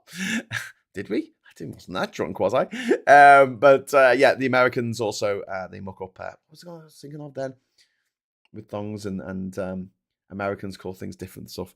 I don't know. New vibe now. Tony Benn, Rap Obituary by Dan Bull, hip hop. Oh, there's another tidbit saying the tit is naughty. The word, so it should be titbit, shouldn't it? That's my little titbit. What about Gumster? God Manchester being pronounced Gumster. It's great, isn't it? Gotten. I could care less. Yes. Oh, yes. Richard. Sorry, not Richard. Acro Dave. Yes, it's I couldn't care less. Then again, you get people down in London saying it's cheap at half the price. Yeah, of course it is. Anything's cheap at half the price, you fucking morons. It's cheap at twice the price is the proper expression. Please use it. Not just on accident, but on Christmas instead of at Christmas. Saying pants instead of trousers. Fanny. Yeah, that's what I was thinking of. Sorry, I was about to say that. Fanny. They have a fanny pack. Oh, I hurt my fanny. But yeah, that's what I was going to use of stove instead of cooker. I don't mind that one so much. I don't mind truck instead of lorry, because I prefer the word truck rather than lorry, because you can fuck a truck. What can you do with a lorry? Say sorry? I don't know. But also, lorry's not an easy word to say. If you get your L's and your R's mixed up, you're fucked, aren't you? So there's some Americanisms that I don't mind. I kind of, oh God, I'll let that one slide. But yeah, on accident. And the problem is that it's when Americanisms start coming into the UK, especially like, that sounds like a you problem. Oh, fuck off. Anyone who says that is a twat. Sorry if you say that. I don't mean you personally. I'm just saying anyone who says it to me when I'm complaining about something. That sounds like a you. I was walking down the street and some fella just came and punched me in the face. Oh, did they? Well, that sounds like a you problem. What? What does that even fucking mean? It means I have a problem with it? Yes, I do. Shakespeare called autumn fall, says Acro Dave. Fair enough. Cigarettes, I'll say no more in case it gets blocked. Got a funny story about that, Mystique. I have a friend who was traveling to California, and he was changing planes in Houston, Texas, and he flew across the Atlantic. And obviously, you can't smoke on the flight, and he was absolutely gagging for a cigarette. You can't smoke in the airport terminal. His flight was delayed, and he missed his connecting flight, and he had to stay for the night in Houston. So he got put up in like the airport hotel, because he was going to be there all night until the next flight in the morning. And he didn't have any cigarettes on him, and he went up to the desk. He went up to the desk at the hotel at the airport in Houston, and he said to anything else we can do? And he said, "Have you got an FAG machine?" He actually said the word. And the guy behind the desk just goes, "There's a machine for that?" Oh, it's cracked me up. Yeah, there is. Funny you should say that. Your issue with your you problem sounds like a you problem, says Tortmania. With all due respect, fuck off. I got headbutted by a goat. That sounds like a you problem. Says Ernie Burns. Oh, dreadful.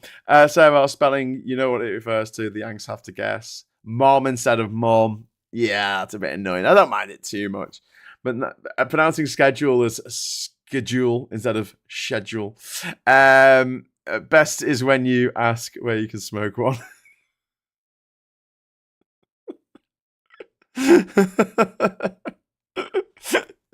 There's a machine for that. There's another one.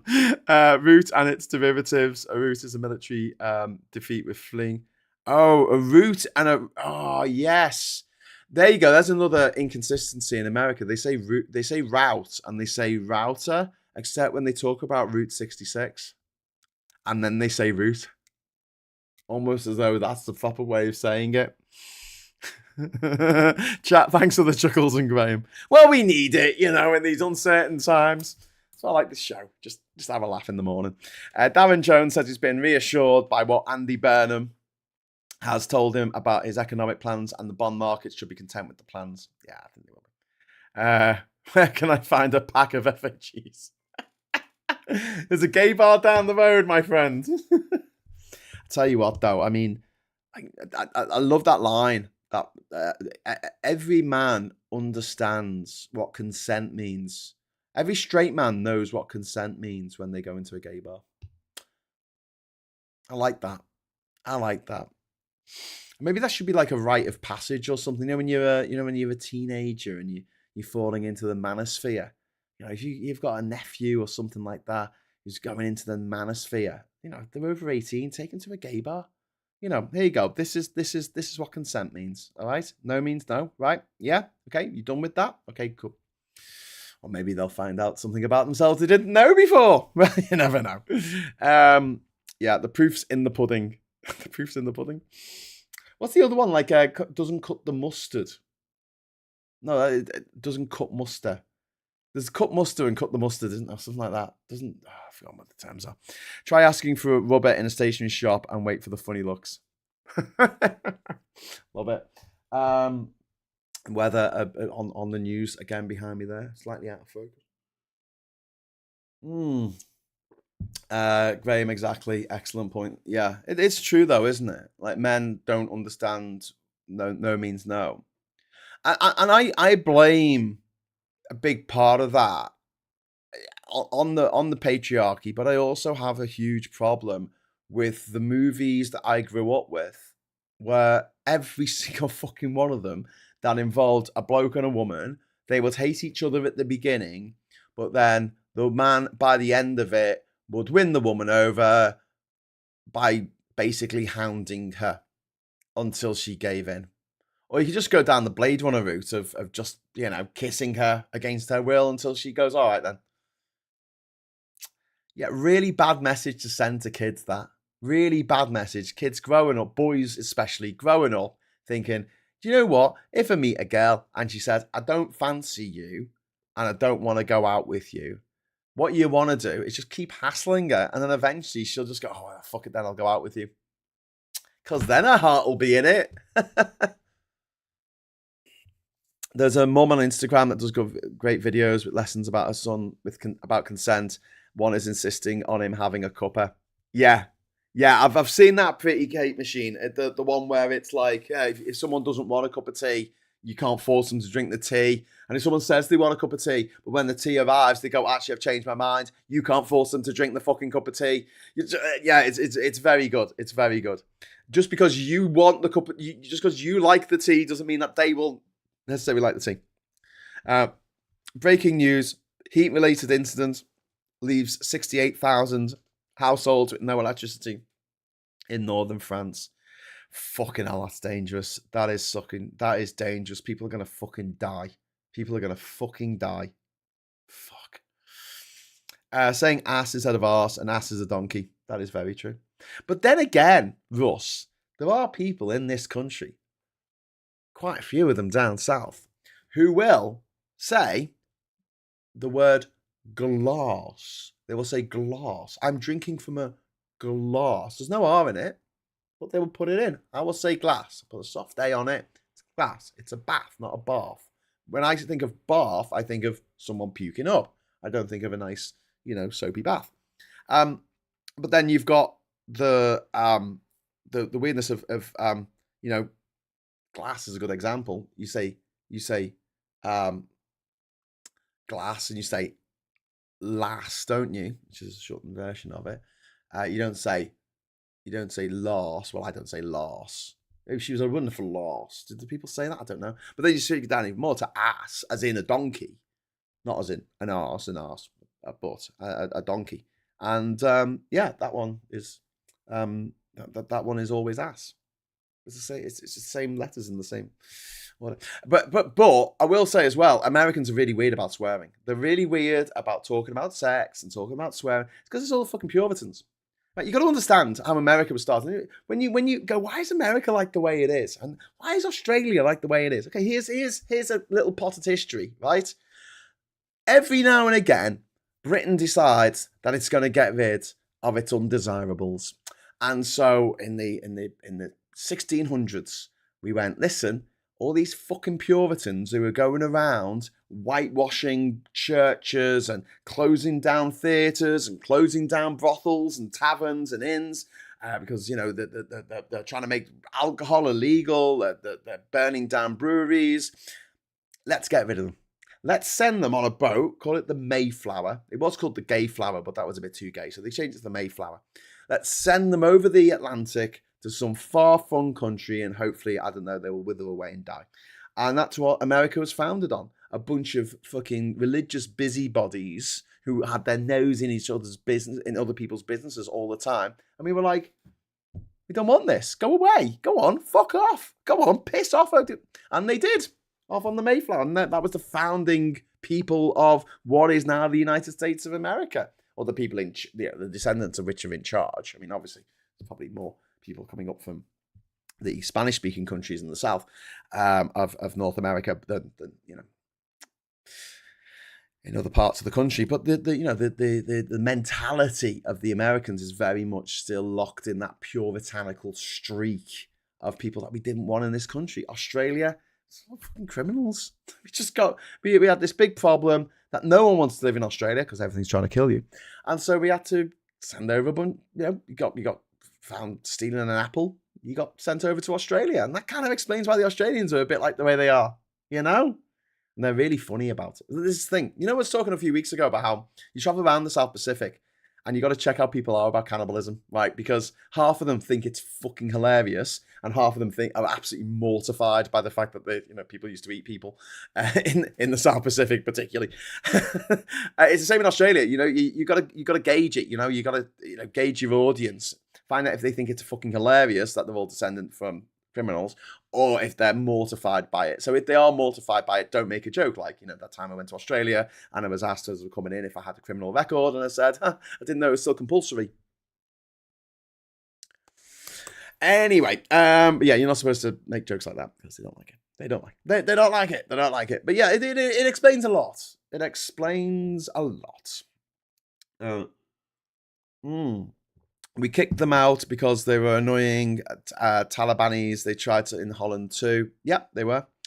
George W. was proud to be American, pubic wig, instead of American. Yeah, American. What American is.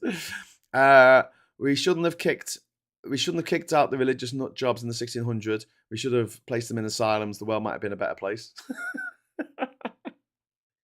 I think we should put all the mega rich in asylums. Put them in an asylum, put them in a straitjacket, and have padded wallpaper that has money on it. That's like a flavoured money on it, and they can just sit there licking the money like that. And, and then we can take their money and do something fun with it.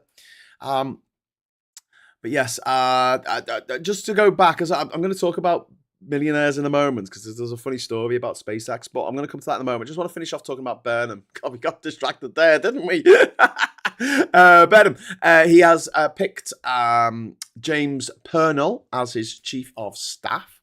And like I say, Davin Jones has ruled out of challenging him, so he is going to become the next Prime Minister of the United Kingdom. And the main policy question is whether Burnham shifts Labour towards higher infrastructure investment, which I think he will. We've been talking about this, or like what might happen, and we'll have a really interesting conversation with Phil about this on Friday for the Friday the agenda, which will be on Friday at 1:00. We're talking about what Andy's agenda might be, and what policies would do really well. And one of the things that was suggested by Phil in the chat and by others is expanding the B network to the whole country, and doing it with a £2 cap on fares, £2 cap on fares, and greater integration between train and local rail, buses, all that kind of stuff, and a real push towards that. The B network has been incredibly successful in Manchester, and also giving up to having days where the buses are free, having free bus days. Once a week, maybe on Sundays, the buses are free. Something like that. That will affect people immediately. Immediately, people will be like, "Oh, should we go into town? Should we get the bus? Yeah, the buses are free. Let's get the bus. I'll get the bus if the bus was free." As it stands, it's cheaper for me to drive into town with the family than it is for me to drive in. Than it is for me to take the bus. How is that possible? How is it possible? It's £2.50 to go into town from here. In Durham. It's only fucking 10 minutes down the fucking road. It's £2.50. It's £2.50 per person. You don't get any discount for being a kid these days. So it's £10 to get there, £10 to get back. Wonderful. 20 quid. 20 fucking quid. To pop into town for a minute. Yellow Jacket made me laugh when they tried to cremate their friend, but the fire went out without leaving a buffet. What? Well, those religious nutters, they were in power with Cromwell. They banned football and Christmas. They did ban Christmas, didn't they? Fucking Cromwell twat. The overuse of the letter Z, it should have been allowed to die out as an obscurity, says Philip the Key. But then how would you spell dizzy? If it was S's, it'd be dissy, wouldn't it? You need it. You need a Z. You need a good Z. The decision to leave was due to 4 decades of bad policy making, which has accumulated a host of social and economic problems. Brexit has failed entirely to answer any of those problems. Yeah, it has failed in its entirety. The awful cinematic cliche when a man kisses a woman, she resists initially and then yields and kisses him like she's really into it. Yuck. Big problem. Big problem. Noddy Holder once said, the difference with Southern people is when they ask you if you want a cup of tea and you say no, they don't make you one. It's very true. We sent our religious nutters to colonies and they bred true. Turns out the criminality thing was environment-based.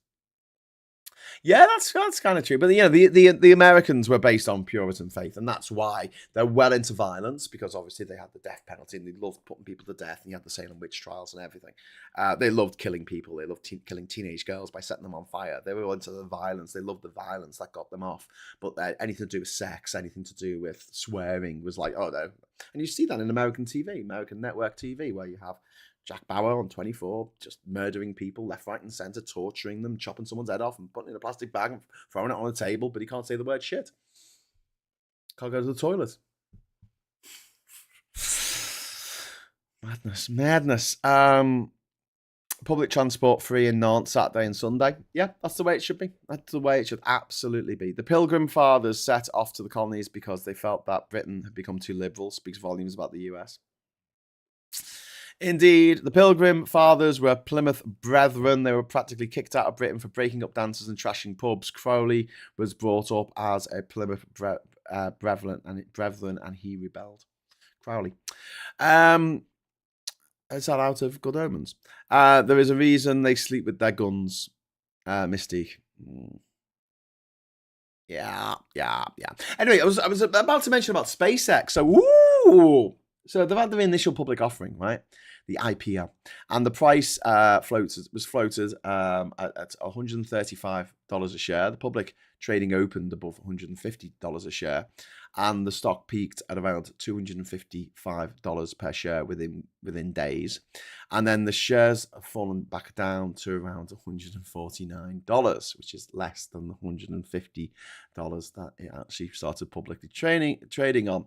And so anyone who bought near the top is now roughly down a third. The IPO raised $85 billion out of nothing, at a value of around $1.8 trillion. The company briefly traded at a market value above Microsoft, which is just insane for the actual profits that this company makes. Monday's fall was reported at 16% of the value. 16%. That's pretty catastrophic. And SpaceX plans a $20 billion bond offering to refinance bridge debt. I mean, what? Investors are going, hang on, why does a company that's just raised $85 billion still need major refinancing? And the XAI merger has added debt controversy and another Musk-controlled risk factor. And I mean, SpaceX is slightly above its IPO price, but we'll see what happens today. But the hype premium has been badly punctured, and there was a story that went out. Someone, I want this to be true. It's probably not, but someone posted. Here we go. I'm going to just download this so you can see it for yourself, because I'm nice like that. Dum dum dum. Come on. Wah, wah. Right, there we go. Look at this tweet. I hate you, Elon Musk. I hate you, SpaceX. I hate you too. I hate you. Everyone said it was going to the moon, so I put in 18,000, I'm guessing that's $18,000, into calls. That was my life savings and the money I was going to use for college. I don't know what to do anymore. And that's got the picture of the stock going off a cliff, as was actually predicted by literally everyone who looked at this and went, "That's not going to end well." That looks very much like a pump and dump scheme. Graham, catching up. Ice Age theory was based on incomplete data from new technology. Once they gathered a bit more data, they swore what they'd seen in the particulates in the air blocks sunlight. Oh, you're talking about the 1970s when scientists got something wrong? Yeah. Well, I got something wrong once, and therefore you should not, you shouldn't believe anything I say. Because I'm sure when I was like 7, I did a test for school and I spelt the word scissors wrong. And if you make one mistake, then you've got to be held for that 50 years later, don't you? Obviously. JW kids always removed from assembly and could never celebrate anything, birthday, Christmas, or the Jehovah's Witnesses. Yeah. I think that is a unique and fucking awful form of cruelty, raising children as Jehovah's Witnesses. Yeah. And why? It's just for the profit of Watchtower Inc. or whatever it's called, the people who publish the books. And it used to be for the Jehovah's Witnesses, they used to have this rule that if you bought a load of books off them, it was set up by a bookseller, funnily enough. You buy enough books off them, you buy enough pamphlets off this printing company, this American printing company, then you get to go to heaven if you buy enough of them. So people were spending like half of their income on these books, so they got as many as they could. So when they carked it, they'll go to heaven, right? And the Jehovah's Witnesses were looking at this and they're going, the problem is that people are buying a number of books, right? And then they're leaving it there. They're going, okay, I've got my books. I've filled up my entire bookshelf full of Jehovah's Witness books, and I've kind of stopped now. So I've got them all. So what they said is, no, you got to give the books away to people. What? You got to give the books away to people and buy them, and it's only the best 20,000 people at doing that will actually go into heaven.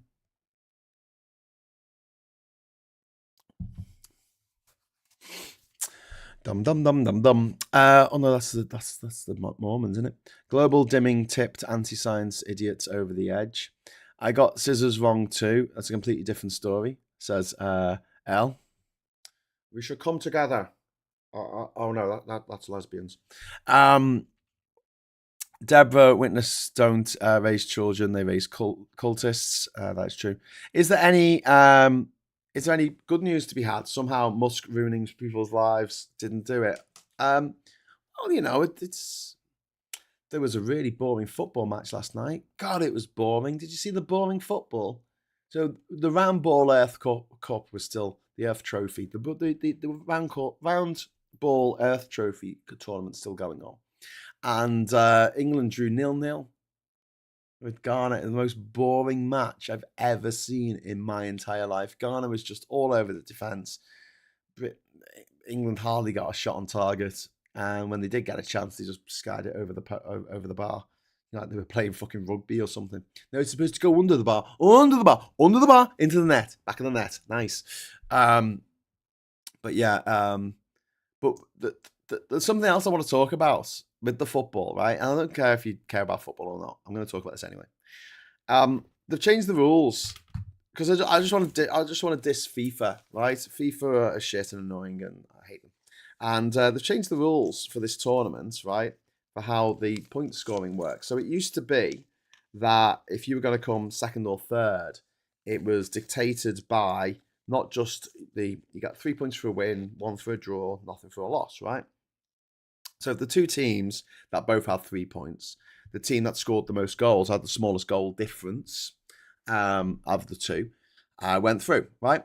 Which meant that in the last game, so they all play 3 games, 4 games in a group. There's 4 teams in a group and there's 3 games between them as they all play each other. It meant that in the last game, if you had 0 points and there was another team on 3, right, you could beat them, right? You could go higher than them if you won your last match by 7-0 or whatever it is, absolutely monster the last match. You could go through. So nobody knew who was going to go through to the next round, which used to be the round of 16, but this year it's the round of 32. No one knew who was going to go through to the next round until the last matches, right? Now, they had a problem with this back in the 1980s, right? Because the way it worked out is that they'd have the final match, and depending on what of the group, and depending on what team was where in the group, the top 2 teams could cheat effectively. And this is what Germany and Austria did against, I think Ghana. So there was Ghana did really well in the 1982 World Cup, I think it was. And then in the last match, they basically they were second in the group, and whoever won out of Austria or and Germany, which was the last match, whoever won would go through, and Ghana would be second, so they'll both go through to the last round. Okay, not the last round, the round of 16, the next round. And but the way the mathematics worked out is that if Austria and Germany drew that match, they would both go through and Ghana wouldn't. And so they played the game, forcing a draw, because they just kicked the ball around for 90 minutes. It was the worst game that's ever been played. It was a really shit stain on the name of football, like FIFA. And as a result of that, the last of the 3 matches in the group stage gets played at the same time now. So you can't cheat it. You can't go, the result. You can't use the result from the previous game of somebody else to say, right, we're gonna get a draw in this, so we both go through. Don't try too hard, lads. So to avoid stitch-ups like that, they were both played at the same time. But FIFA have changed the rules now. So it doesn't matter what, say, Panama in our group, right? So Panama's in our group, along with Ghana and Croatia. It doesn't matter what they do now. They're at the bottom of the group. Even if they win their last game against England, 10-0, they can't go through. They cannot go through. Because they've changed it so if there's 2 teams on the same number of points, and they'll be on, in this circumstance, they'll be on the same number of points as Croatia, right? If they've both got 3 points, it's who won out of their match that Panama had against Croatia, and Croatia won that match.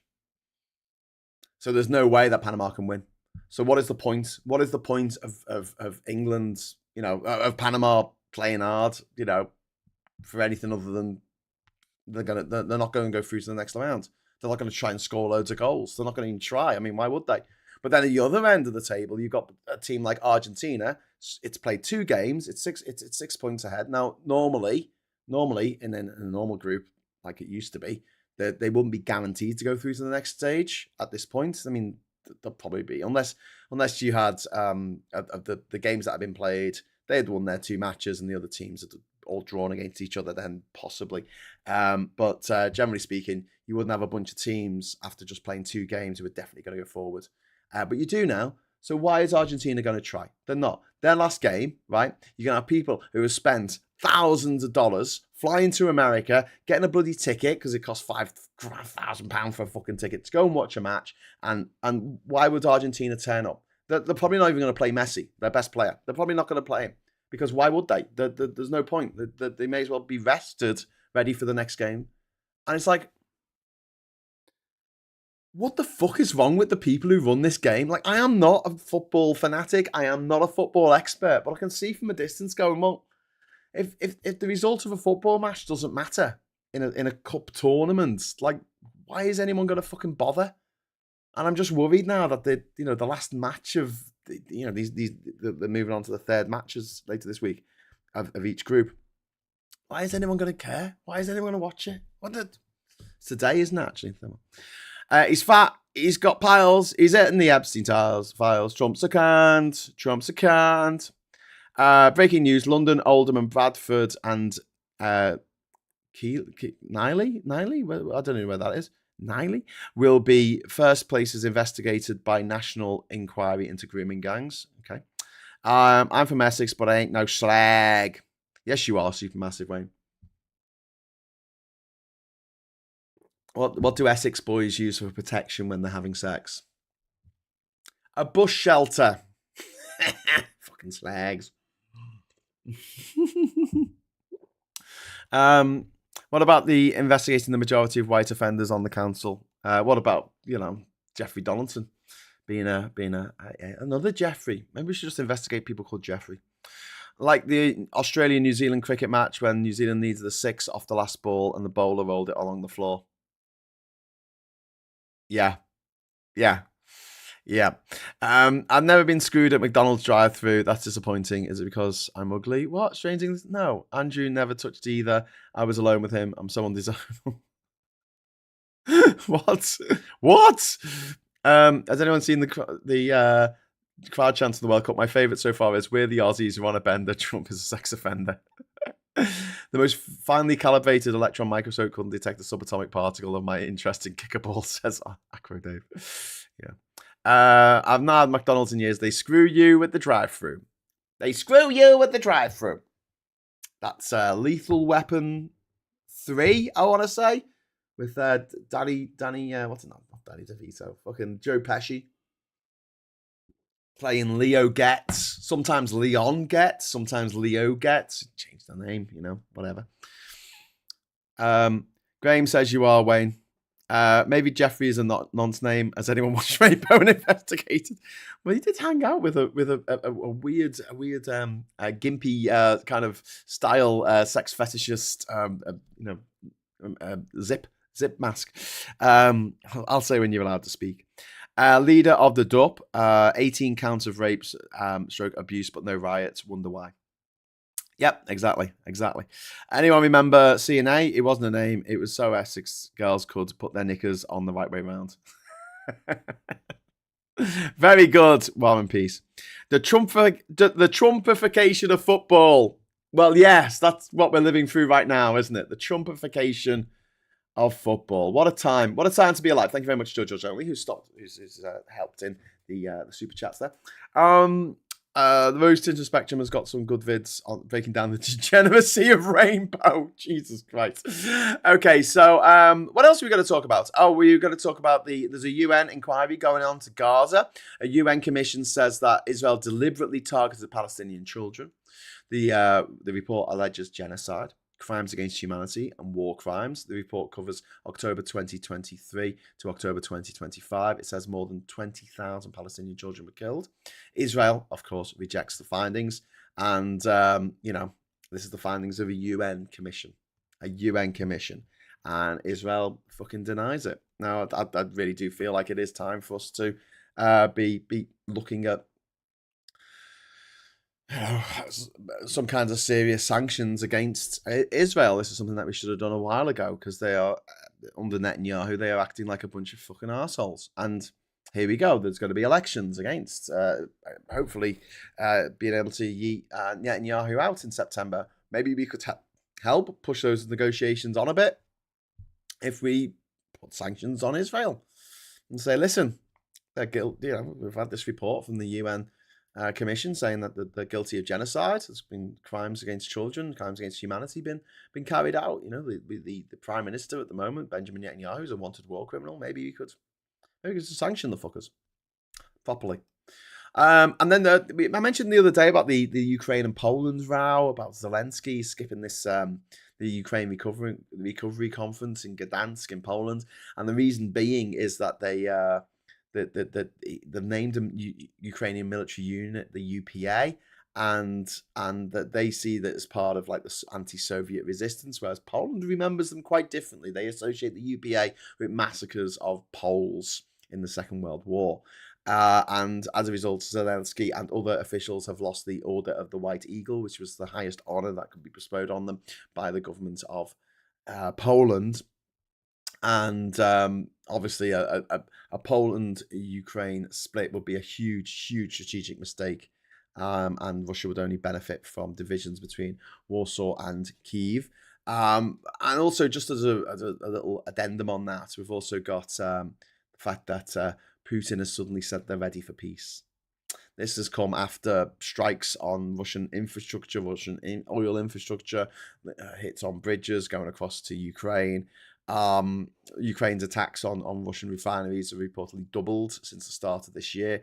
And last week's strike on a Moscow oil refinery was one of the biggest attacks of its kind since the war began. Russia has banned gasoline and jet fuel exports because the refinery damage is squeezing domestic supply. We're seeing fuel sale restrictions, rising oil product prices, and queues at the petrol stations. And the Deputy Prime Minister, Alexander Novak, is saying that Russia is considering a diesel export ban, which is going to fuck them economically because they need to be able to sell the diesel to keep their war machine going. Russian officials are discussing changes to the tax codes to stabilize the domestic foreign market. Fuel market, domestic foreign market. That's a funny market, isn't it? There's an oxymoron for you. Moscow is also reportedly considering higher imports of oil products to cover shortages, and the ruble has weakened again. Russian stocks fell to their lowest level in 3 years yesterday, and Putin is claiming that Ukraine is targeting infrastructure to destabilize society. Yes. How about you pull out of Ukraine and must stop destabilizing society? And Putin's saying that the talks should restart from the 2022 Istanbul framework. Oh, you want to talk now? That's interesting. And Moscow still appears to demand that Ukraine surrender the Donbass and the Crimea to Moscow. And fuck off, Moscow. It's not yours. just not yours.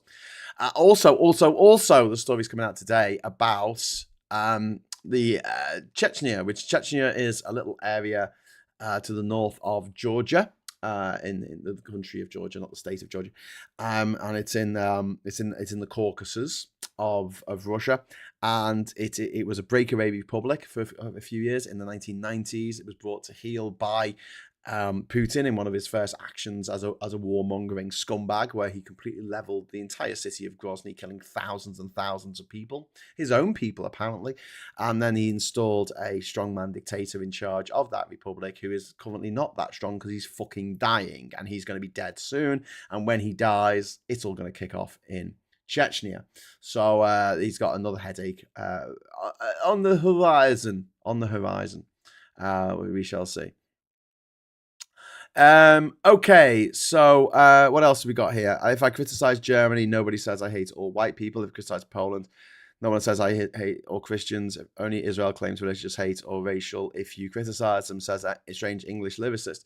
I get why you feel that way, but at the same time, I think that if people were this venomous against the actions of Pakistan, people would assume there was some kind of racial dimension there. Because Pakistan is a country that was built as a land of the pure, that's what Pakistan means, for Muslims.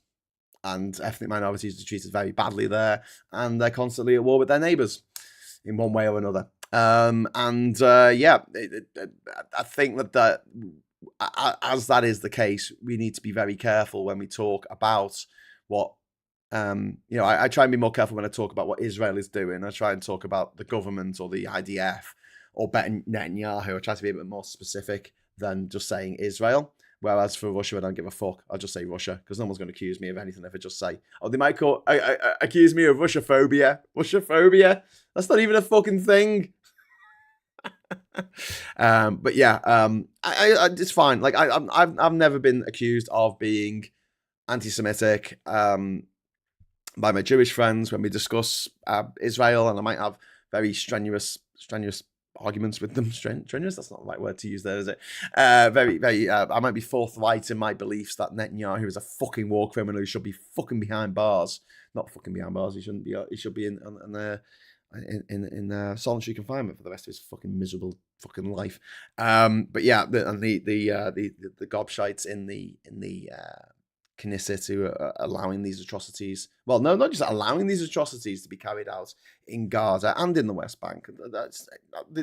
They should all be in jail. My hope is that when this, no, it's not September, is it? It's October, isn't it? The Israeli election, the Knesset elections. Is it? I think it is. I think it's October, or maybe it's November. I don't know. It's later this year. Let's just say later this year. Later this year in the autumn. Cover my bases there. But yes, just look,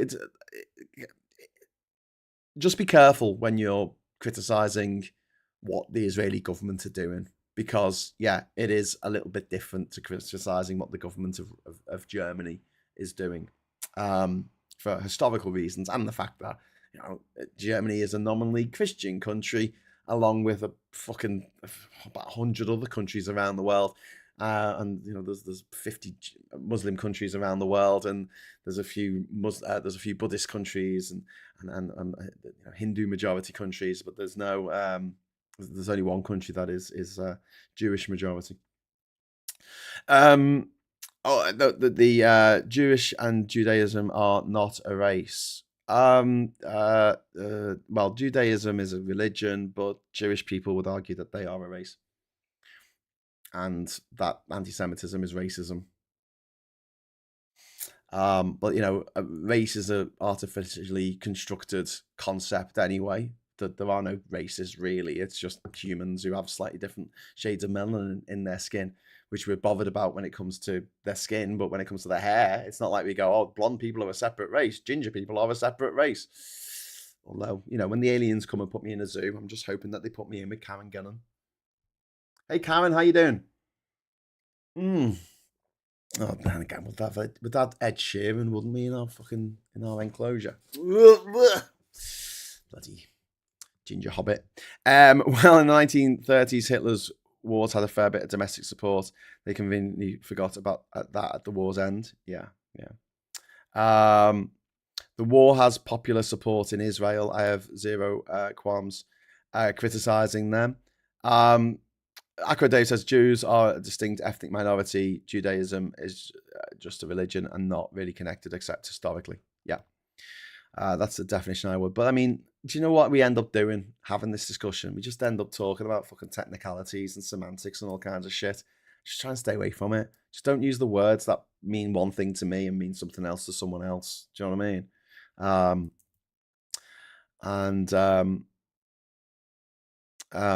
Andy says Jews cannot be erased because you can join it by converting. No. I hate to say this, but no, it just does not work that way. Say some magic words. It's very, very difficult to become Jewish. And even if you do convert to Judaism, there's a good chance that your children will not be regarded as being really Jewish and will not be allowed in certain synagogues and take part in certain religious festivals in the community because they're not seen as Jewish. True story. Hey, listen, I wish it wasn't so, but you know, you're pissed with the dick you got. I'm not. The Strange English Lyricist is saying there are 7 different main Jewish ethnic groups, and you can convert. Generally speaking, right, Jews don't go out and evangelical, like trying to convert everyone to their faith. The people who convert, generally speaking, it's people who are trying to marry someone who's Jewish and they convert to the faith to be part of Judaism. But if they are a woman and they convert to the faith, their children, they'll have to stop going to the Orthodox synagogue. They'll have to start going to the Reform synagogue, which is a different kettle of fish. But yeah, I mean, anyone can become a traveller. But they are a distinct group in society. They're a distinct minority. I mean, dismissing them as, saying, oh, well, that you can't be, anti-Semitism isn't racism. It is. But, we're going to get bogged down here in the chat with semantics when children are fucking dying in Palestine, and this is doing absolutely nothing to help with that situation. If you turn up to someone who's Jewish, who's like, oh, I don't know how I feel about what's going on in Palestine, you will get a much better response if you start off with, well, you think that killing children's wrong, don't you? Yeah, I do actually. Rather than, I don't think you're a real race, and I don't think that your country should exist. I hate you. Goodbye. Do you know what I mean?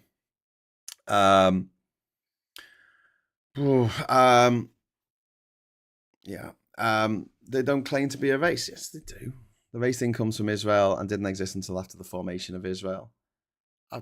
Chris, no, I'm sorry, mate, but come on, be sensible. I mean, they were singled out by the Nazis to absolute eradication.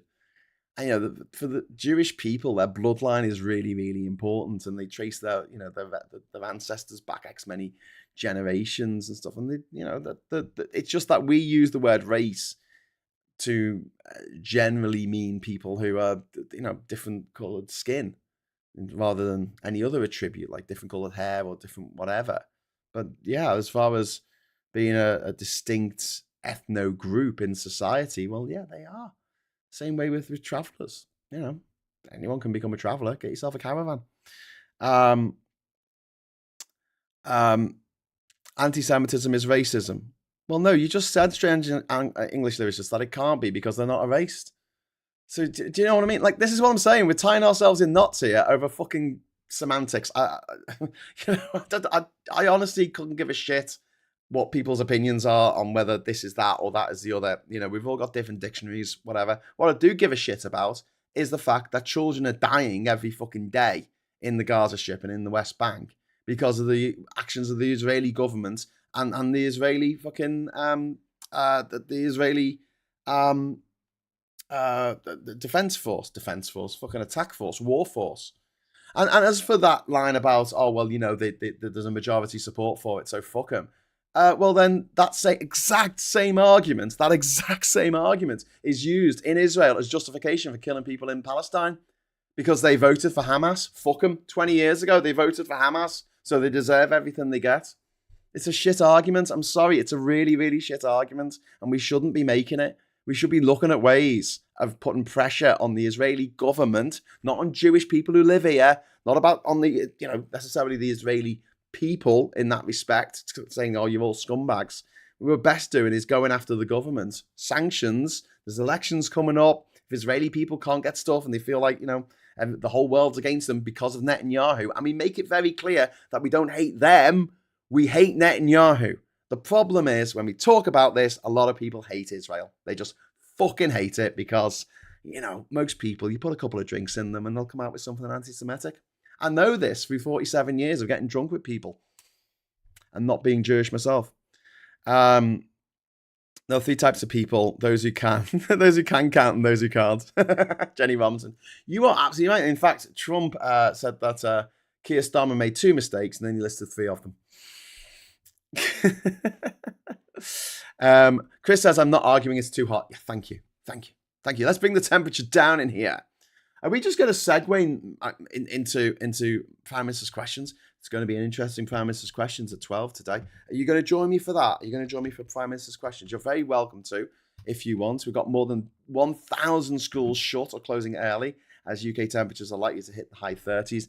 I don't know if there'll be Prime Minister's questions. It might be too hot for Prime Minister's questions. I don't know. And what do they do? Is this going to be Keir Starmer doing the Prime Minister's questions? I mean, let's have a look. Prime Minister's 12 o'clock. Yep. PMQs. Yep. PMQs. It's on at 12. It's on in 50 minutes. I need to go and have some. I need to go and have some breakfast, don't I? Cool. Wow. This is insane. This is. Just want to show you this. Terry's shared this. Again, I don't know if this is really, really real, but because I haven't got time. Normally, when I see a meme, I go, I'm going to investigate this first and make sure this is real. But let's just suppose it's real because it's be real enough. So this was this top picture here was a global warning of global warming on a French documentary from 12 years ago and what the weather could be like by August 2050. Look at those. So the top one is a projection of what the weather could be in 2050, in 24 years' time. And here, down here, is what the weather was like on Monday in France. Have a moment to look at that. Look on this. Consider. Wow. I mean, this doesn't wake people up. Some people are just, I don't know, due for the asylum, I think.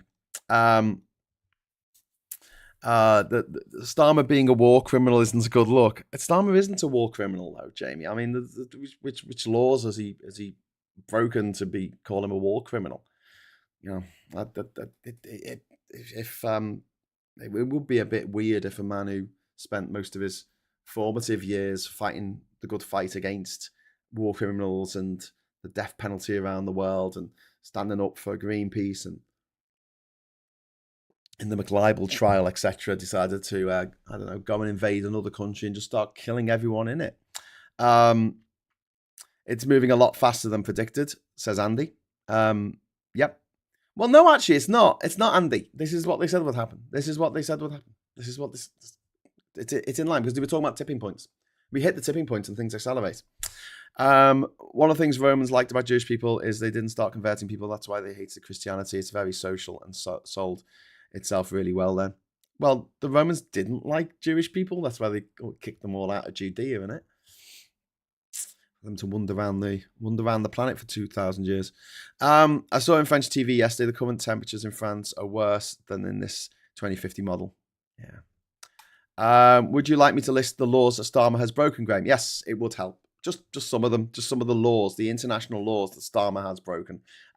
If you could give me them, and then we could bring a case against him in the International Criminal Court, of which we are a signatory. America isn't, Russia isn't, Israel isn't, but we are a signatory, so we can take him to court if you've got, the evidence, and you could lay that down for us. I know it might be a bit difficult because you can only put 150 words or whatever it is, 150 characters in the little box here. But just give us an idea. Just give us an idea of what what sort of things he's done to call him a war criminal, which is quite a heavy loaded term you've used there. A war criminal. Wow. Are we in a war at the moment? I don't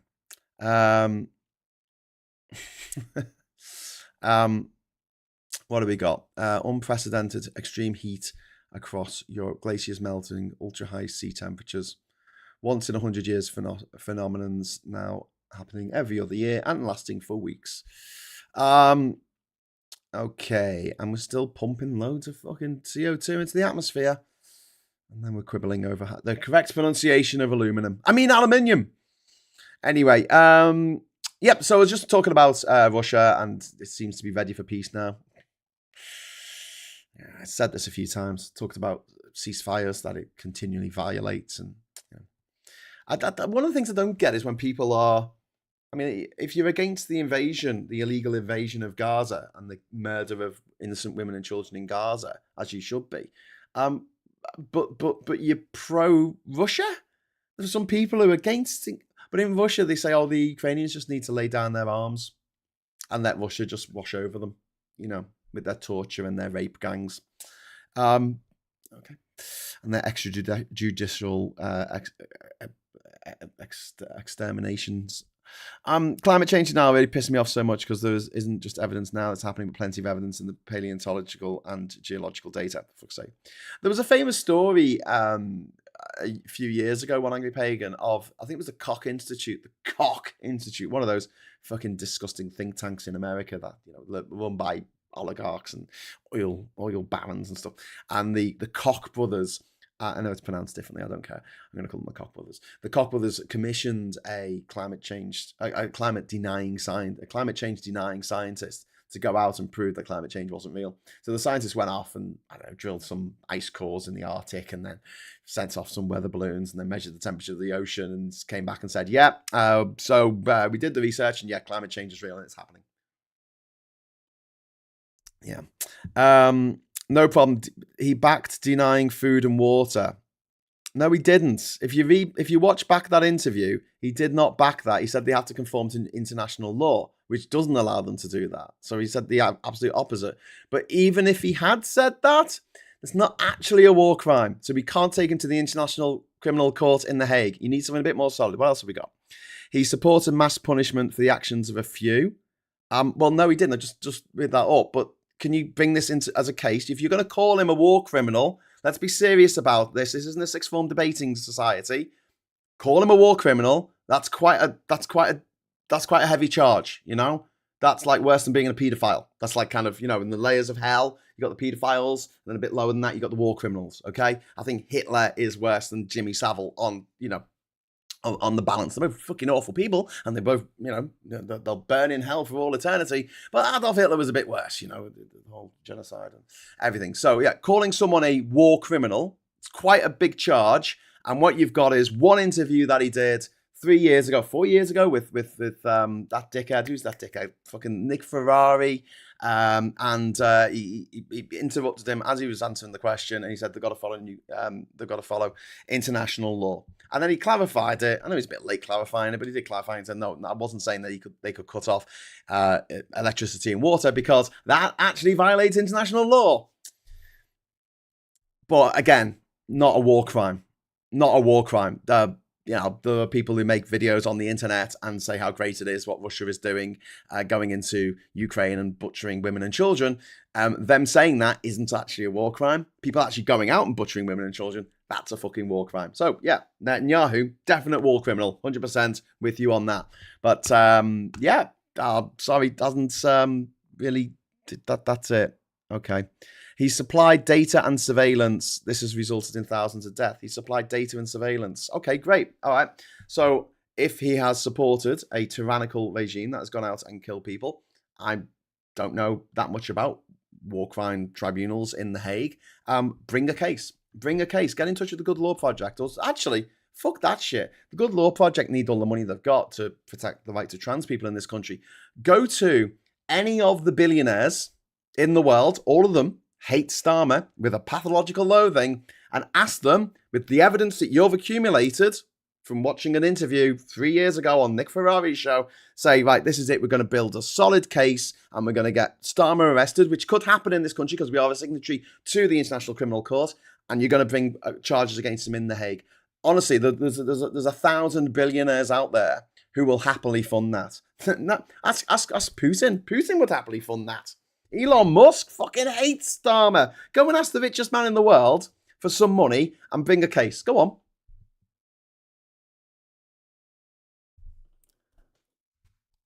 While you're doing that, we're going to look at the papers.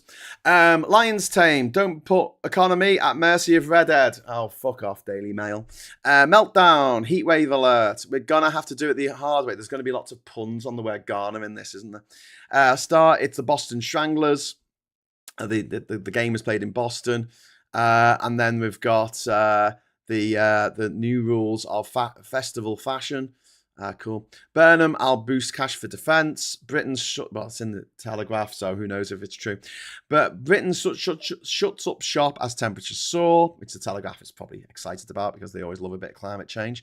They've been trying to feed the monster for many, many, many, many years. Let's just make this a bit bigger. We've also got the stupid stories. Churchill starvation claim video removed. This is about denying the history of what happened in the Second World War when over 1 million people in Bengal died in the Bengal famine, which is being denied now by the right wingers because they don't want to accept that Churchill ever did anything wrong ever in the history of the world ever. Because we're not allowed to get a full measure of a person. You know, I mean, this is the ancient Egyptians used to have this thing where you died and then you were measured against the weight of a feather. Your soul was measured against the weight of a feather, and if you weighed the same as a feather, you're allowed into the afterlife, and you know all the bad things were weighed against you. But you know we don't do that anymore. It's just like you do one thing, you fuck up one time in an interview, and that's it. You're fucked. That's it. You're a war criminal. Off to the Hague with you. Seriously though, I mean, I'm not even. I know it sounds like I'm being facetious, but the richest people in the world absolutely hate Keir Starmer. So if you want him to spend the rest of his life in jail, which is obviously you want him to because you think he's a war criminal, take it to the International War Crimes Tribunal. They're there. Get in touch with them. They've got a website. Get in touch with them. So ask them what you need to do. The evidence that you need to submit. Submit that interview that he did on Ferrari's show and say this is evidence that this man literally went out and killed women and children. Do you actually want action if he's committed war crimes, or do you want focus on public words rather than the governments across his rule?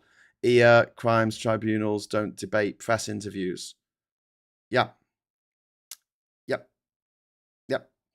I never had Burnham down as a radical left lunatic, but you can bet the media will call him that now. Of course they will. He didn't go to private school. This is going to be a turn up for the books. Imagine that. Someone who didn't go to private school in charge of this country. In charge of a political party in this country. Don't forget, Rupert Lowe, private school. Nigel Farage, private school. Zach Polanski, private school. Keir Starmer, private school. He went to change to a private school while he was there, but still private school. Ed Davey, private school. Kimmy Badenoch, private school. That's 6 for 6. 6 for 6 of the main parties in Parliament. All went to private school. Except for the regional parties like the SNP or the national parties, the SNP or DUP or whatever I'm calling themselves today. Focus. Actions, not words. As far as I know, he's already being investigated. Oh, cool. Okay, I'll look that up for you. Let's go with this. Is Keir Starmer being investigated for war crimes? Let's see what Google says. This is fun. Corbyn-led tribunal accuses UK complicity in Gaza. So GB News. He's been reported to the UN, the United Nations, for alleged crimes against humanity. This is a news story on GB News. So if deal breaches international human rights law. Okay, I'm just watching this on a GB News thing. Yeah, that's to do with the Chagos Islands. So yeah, I think the way that they've kind of framed that, there you go. I think it's the UN looking into whether the Chagos deal, which the Tories started, was a violation of human rights. Did Keir Starmer's government just accidentally admit its complicity in Israel's war crimes? Oh, brilliant. There's a story here that you can use in your defense or whatever, prosecution. The path to sustainable peace. When at Simon's question, Israel had killed fucking 481 Palestinians in Gaza. Chris Bryant responded, "We have suspended some licenses, in particular where we think that because of Israel's failure to comply with international humanitarian law, that they might be used in relation to operations in Gaza." So there you go. Apparent admission that the government believes that Israel has broken or failed to comply with international humanitarian law. Yet in March last year, when Foreign Secretary David Lammy told the House of Commons that Israel's blockade of aid into Gaza violated international humanitarian law, he was censured by Downing Street. Okay, so there you go. I mean, you could use that. I'll put that in the chat, mate, and then you can use that in part of your prosecution of Keir Starmer for war crimes. I get this is complicated. I suspect you spend longer looking into this issue. It involves tens of thousands of deaths, not a casual matter. It's important. Yeah, but you've called him a war criminal, and so I want to just get to the bottom of how we deal with that. You know, that's a really serious allegation to make. So let's look into it. Let's go, as he, hit the required level of actually committing war crimes. And if he has, yeah, I'm all for it. Put him in fucking jail for the rest of his miserable, stinking life. Rip him from his children and his wife and all that kind of shit. Put him in a box. Like, I give a fuck. He's not. I don't know him. It's fine to me. Just saying, I just haven't seen anything about it. I just thought that, considering you share the same opinion about Keir Starmer as every single billionaire on earth, I thought maybe that some of them would get together and actually fund an investigation that would actually culminate in him, being put on trial in The Hague, for the serious war crimes that he's committed. Like Slobodan Milosevic, who committed horrific crimes against the people of Kosovo and Sarajevo, well, Bosnia-Herzegovina. There you go. GBN, Starmer's a Satan worshipping baby eater. Well, that's pretty much what the article was about. The video I just saw about that. But yeah. I'm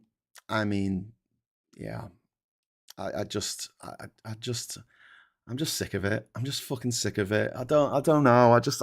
I understand why people instinctively go, I want to do something. I want to see something done. I want to change things. Things are shit. I want to change things. I understand that.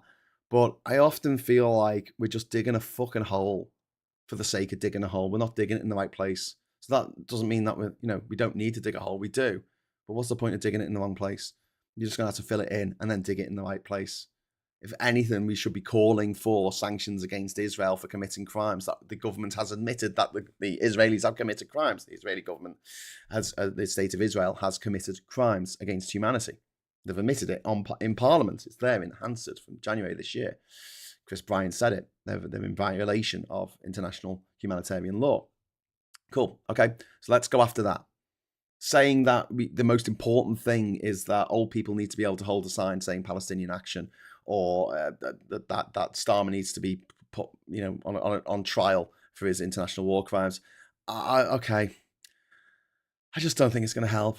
I just really don't think it's going to help. And I don't know, I don't know what the answer is. I just feel like our priority right now should be, in terms of Israel, getting sanctions against the motherfuckers for doing crimes against humanity. And making sure that when, the elections come up later this year, that we nudge them in the direction of getting rid of Benjamin Netanyahu and handing him over to the International War Crimes Tribunal in The Hague. But instead, one of the problems. Oh God, I wanted to wrap up the show by now. One of the big problems with a lot of the people who hate Israel, hate the concept of it, don't want it to exist, want to push all the Jewish people into the sea, whether they admit it out loud or not, that's what they want. That just empowers the dickheads in Israel, the dickheads who are running the show, because they go, this is an existential crisis. It's existential. I think it would be a lot more helpful instead of saying we should get rid of this particular country. This country shouldn't exist. This country doesn't have a right to exist, which we never say about any other country in the world, for God's sake. We don't run around. East Timor, does it really have a right to exist? East Timor, it's on the same island as the rest of Timor, which is Indonesian. It should be Indonesian. No, it shouldn't, because it was separate. It was separate. It's a Portuguese colony. But the history of this, it shouldn't exist. Pakistan shouldn't exist. It's part of India for thousands of years. Why did it have to become separate? Why did they have to throw out all the Hindus? Why did India have to throw out all the Muslims? Why did the Sikhs, they got their two holiest shrines split apart, two countries that hate each other? It's not a great idea, is it? Oh yeah, it was a long time ago though, so we'll have to let that off. That was a whole fucking 6 months before Israel was established. Was it even 6 months? When was Pakistan established? August 1947, I think. And then what was Israel? January or February? Yes, 6 months. 6 months of that. But yeah, it's too modern, it's too new. All those fucking borders in Africa that were drawn by a white man who'd never been there with a ruler. This is yours, this is mine. Give that to Germany, give that to Belgium, give that to King Leopold so he can just kill everyone there. I don't know. I just think that we should be concentrating on the most effective way of alleviating the suffering of people in Gaza and in the West Bank at the moment. And in the 90s, there was such a big fucking push towards getting peace in the Middle East. There was in Israel, in Gaza, and the countries around. And it did look like it was within our grasp. And then Netanyahu, who turned up after one of his supporters shot Yitzhak Rabin, one of his supporters of Benjamin Netanyahu, and then he got into power, funded by probably the same evil oil magnates that fund Trump and Farage and Elon Musk and all these other gobshites. I don't know. Anyway, I just don't think it's helpful. Anyway, moving on. Israel suspected as Iran banks hit by hackers. Wouldn't surprise me. Killer wife lied about husband's fall on knife. That's a news story because women don't normally kill men. It's normally the other way around. Don't let them get away with Brexit sellouts. What the fuck? Brexit. Fuck off. The Mull sentenced to 5 years over £400,000 fraud. So what happens to Farage with his £5 million fraud that he didn't say that he was getting his bribe, his massive fucking bribe? Let's say what it is. Massive fucking bribe. Starmer and Burnham at odds over defence plan. VAT hits borders. The number of foreign children boarding at British schools has fallen by 10% in only 1 year, with Labour's VAT on school fees policy being blamed. All right. You know that the cost of going to private schools doubled in the last 15 years, but, I'm sure it was the VAT. Red squirrels threat. Conservationists are monitoring reports of sick red squirrels in the borders. An investigation was launched into a potential outbreak of a deadly disease. The last thing we need. NATO despair at the UK. Britain's tattered military and defence budget is increasingly undermining its standing. 14 years of Tory cuts. Whitehall freeze. The Chancellor's advisor on entrepreneurs has warned the government has been frozen for 6 weeks and the change of Prime Minister is a colossal waste of energy. Stokes back. No, it's not a waste of energy. Do you want to know why it's not a waste of energy? If fucking refuck win the next election, they're going to undo everything that Labour's done. Absolutely everything Labour's done. They will undo it all because it's a lot easier to backheel a law that's been written than to write the law in the first place. Writing the law, coming up with the law, getting it through the house, both houses of Parliament. It takes fucking ages. It takes a year, 2 years, 3 years. And then to get rid of it takes an afternoon. And they're going to get rid of it all. So yeah, for the long-term functioning of this country, we need Labour not to lose the next election too badly. Stokes back for test. Ben Stokes and Gus Atkinson will slot right back into England team. Don't care. Britain set to break 50-year heat record. Will anyone fucking actually think of the 1976 blah blah blah?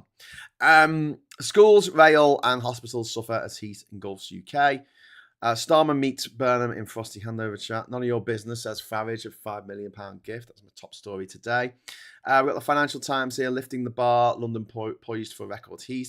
Starmer risks clash with Burnham over defence investment blueprint. In the fast stories here, the briefing. We've got chip stocks lead Wall Street slide as rates rise, fears loom. We've got CBI rejects Brexit rerun. Rain Newton-Smith, boss of the lobby group, the Confederation of British Industry or something, has said businesses do not want another referendum on Brexit. Rain Newton-Smith. Should we have a look up? Should we look up Rain Newton-Smith? That sounds like someone who definitely went to the local comp. Rain Newton-Smith, an economist, born 1975. Early life, daughter of a philosopher, Oxford philosopher.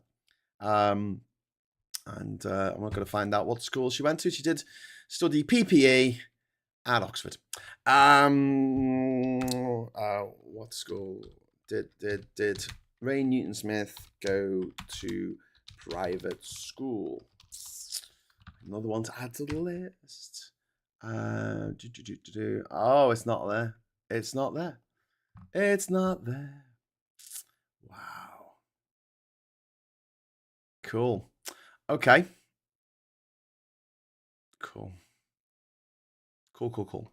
Let me see. Rain Newton-Smith's post. We could have a look. On here. Head of the CBI doesn't want another Brexit. Sorry, I'm looking up on LinkedIn while I'm talking at you. About macroeconomics, experience, education, volunteering, skills. No, there's nothing in there. She's not telling us where she went to school, which is quite telling because I often find that if people went to a local comp, they tend to brag about it quite a lot. I went to local comp and I turned out all right. You hear that a lot. But anyway, the head of the CBI doesn't want another Brexit vote. Gupta audit trigger bans. Don't know what that means. £1.5 million StubHub refund. Europe aerospace push. Hummels advice conflicts. Czech discord over NATO. Migrant stance hardens. ISA providers say new tax charge makes key investment product overly complex. And then we've got EU capitals move on after traumatic Brexit breakup. Fears that Brexit would spur similar secessionist movements across the EU has failed to materialise. Of course they have, because it's a silly idea. Killer heat warnings after horrors in furnace like France. Record 40-degree temperature possible and risk to life warnings issued. The UK roasts again after 29,000 lightning strikes in a single night. Yep. If only someone had warned us this would happen. My cotton Africa abaya is plenty comfy. Wear brick clothes in Mediterranean stroke equatorial heat and you will suffer. Buy something appropriate. Guys, loose, thin fabric. Cover up in the sun fully. Yeah, I cover up. I don't go anywhere without my jeans on. I spent a lot of time in deserts and in tropical bloody jungle heat. You wear trousers in the jungle. Yeah, of course you do, because otherwise your legs get ripped to shit by all the fucking branches or bitten to shit by all the fucking insects. The UN, who are looking into broader actions globally, do think it will help. I'm not even quoting my own views here. I'm straight up telling you what's going on. Okay, sorry, I must have missed a bit there, because last time I saw you were saying that you think that Starmer should go be held up before the War Crimes Tribunal in The Hague. Literally, what have we got? If we all went back where we came from, the entire human race would be crammed into the Rift Valley. That's very true. It's very true. Well, actually, no. Do you know what? These white supremacists who think that white people are the master race, right?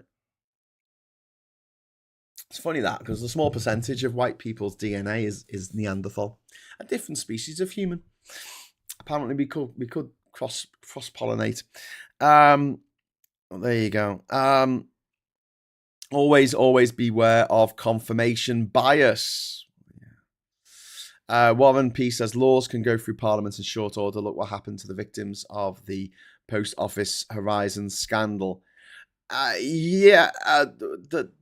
Did that go fast? Did that go through fast though? Did it? And that was to do with the result. At the end of a committee process that took years. I don't know if that's a particularly good example. I don't know. I think you've got a fully costed and investigated law that's coming in, like the renters' rights, the workers' rights that have come in. There's a lot of stuff that's got to be processed to get through. I'm just saying it's a lot easier to knock down a wall than it is to build one in the first place. There you go. Listen, I'm gonna have to go because I need to have some breakfast. Fucking starving. No wonder I'm so grumpy. It's 22 degrees and I'm fucking starving. I'll be back in about 23 minutes. God, I'm gonna have to bloody shovel it in my face, aren't I? Hey, I'm gonna have to go and have something to eat, and then I'll be back at 12 o'clock for Prime Minister's Questions with wanted war criminal Keir Starmer, who we're going to take to The Hague. So I'm going to get in touch with all those billionaires who fucking hate him, and we've got him. Can't get Farage for anything. Can't get Trump for anything. But come on, we can take down Keir. Let's do it. Let's do it together. It'll be fun. He's such a cunt. He is the worst of all the leaders that we've ever had. I mean, compared with someone who was a leading light of this, enlightenment, like Boris Johnson, who partied during lockdown and forced the opening of loads of homes to all people's homes to people with COVID. Killed thousands of elderly people. Compared with that, I mean, Keir Starmer had a beer once, and he misspoke once on a radio interview 3 years ago. So, God, I hate it when people misspeak. I never do that in my 2,000 fucking live shows I've done on this channel. Never say the wrong thing ever. Anyway, I'll be back about 20 minutes. PMQs, come join me for that. One of Keir Starmer's last PMQs. I think his last one might be next week. I don't know. We'll have to see. But certainly it should make for an interesting one. And I think he's just going to kick back and say, "Oh fuck, I don't care anymore." And maybe we'll see a bit more of the human side of Keir Starmer, because one of the oft given criticisms of Keir Starmer that he comes across a bit mechanical, comes across a bit of a robot, a bit unemotional. Except when he said he was not going to be Prime Minister anymore, and he had a little bit of a tear, and they called him two-tier Keir because he had 2 tiers. But and then we'll have Andy Burnham in charge, and we can just hate on him instead. All of us on the left, we can just hate on the and anything that he did. We'll be able to dig up an interview that he did like 17 years ago where he said one thing and now he's doing something else. And we'll be able to say that he should, go to jail for the rest of his life for the crimes that he has committed. So, yeah, brilliant. We'll do that, and then we'll hopefully get Nigel Farage in charge, and then everything will be great. Cool. Can't wait. Okay, so if you want to join me for that in 20 minutes and 30 seconds. I'd love to see you there. Thank you very much for the super chat. Thanks for the lively debate. And until next time, I'll say hello, good evening, welcome, and goodbye. Oh, God, my button's not working. I'll have to do it physically. Hello, good evening, welcome, and goodbye.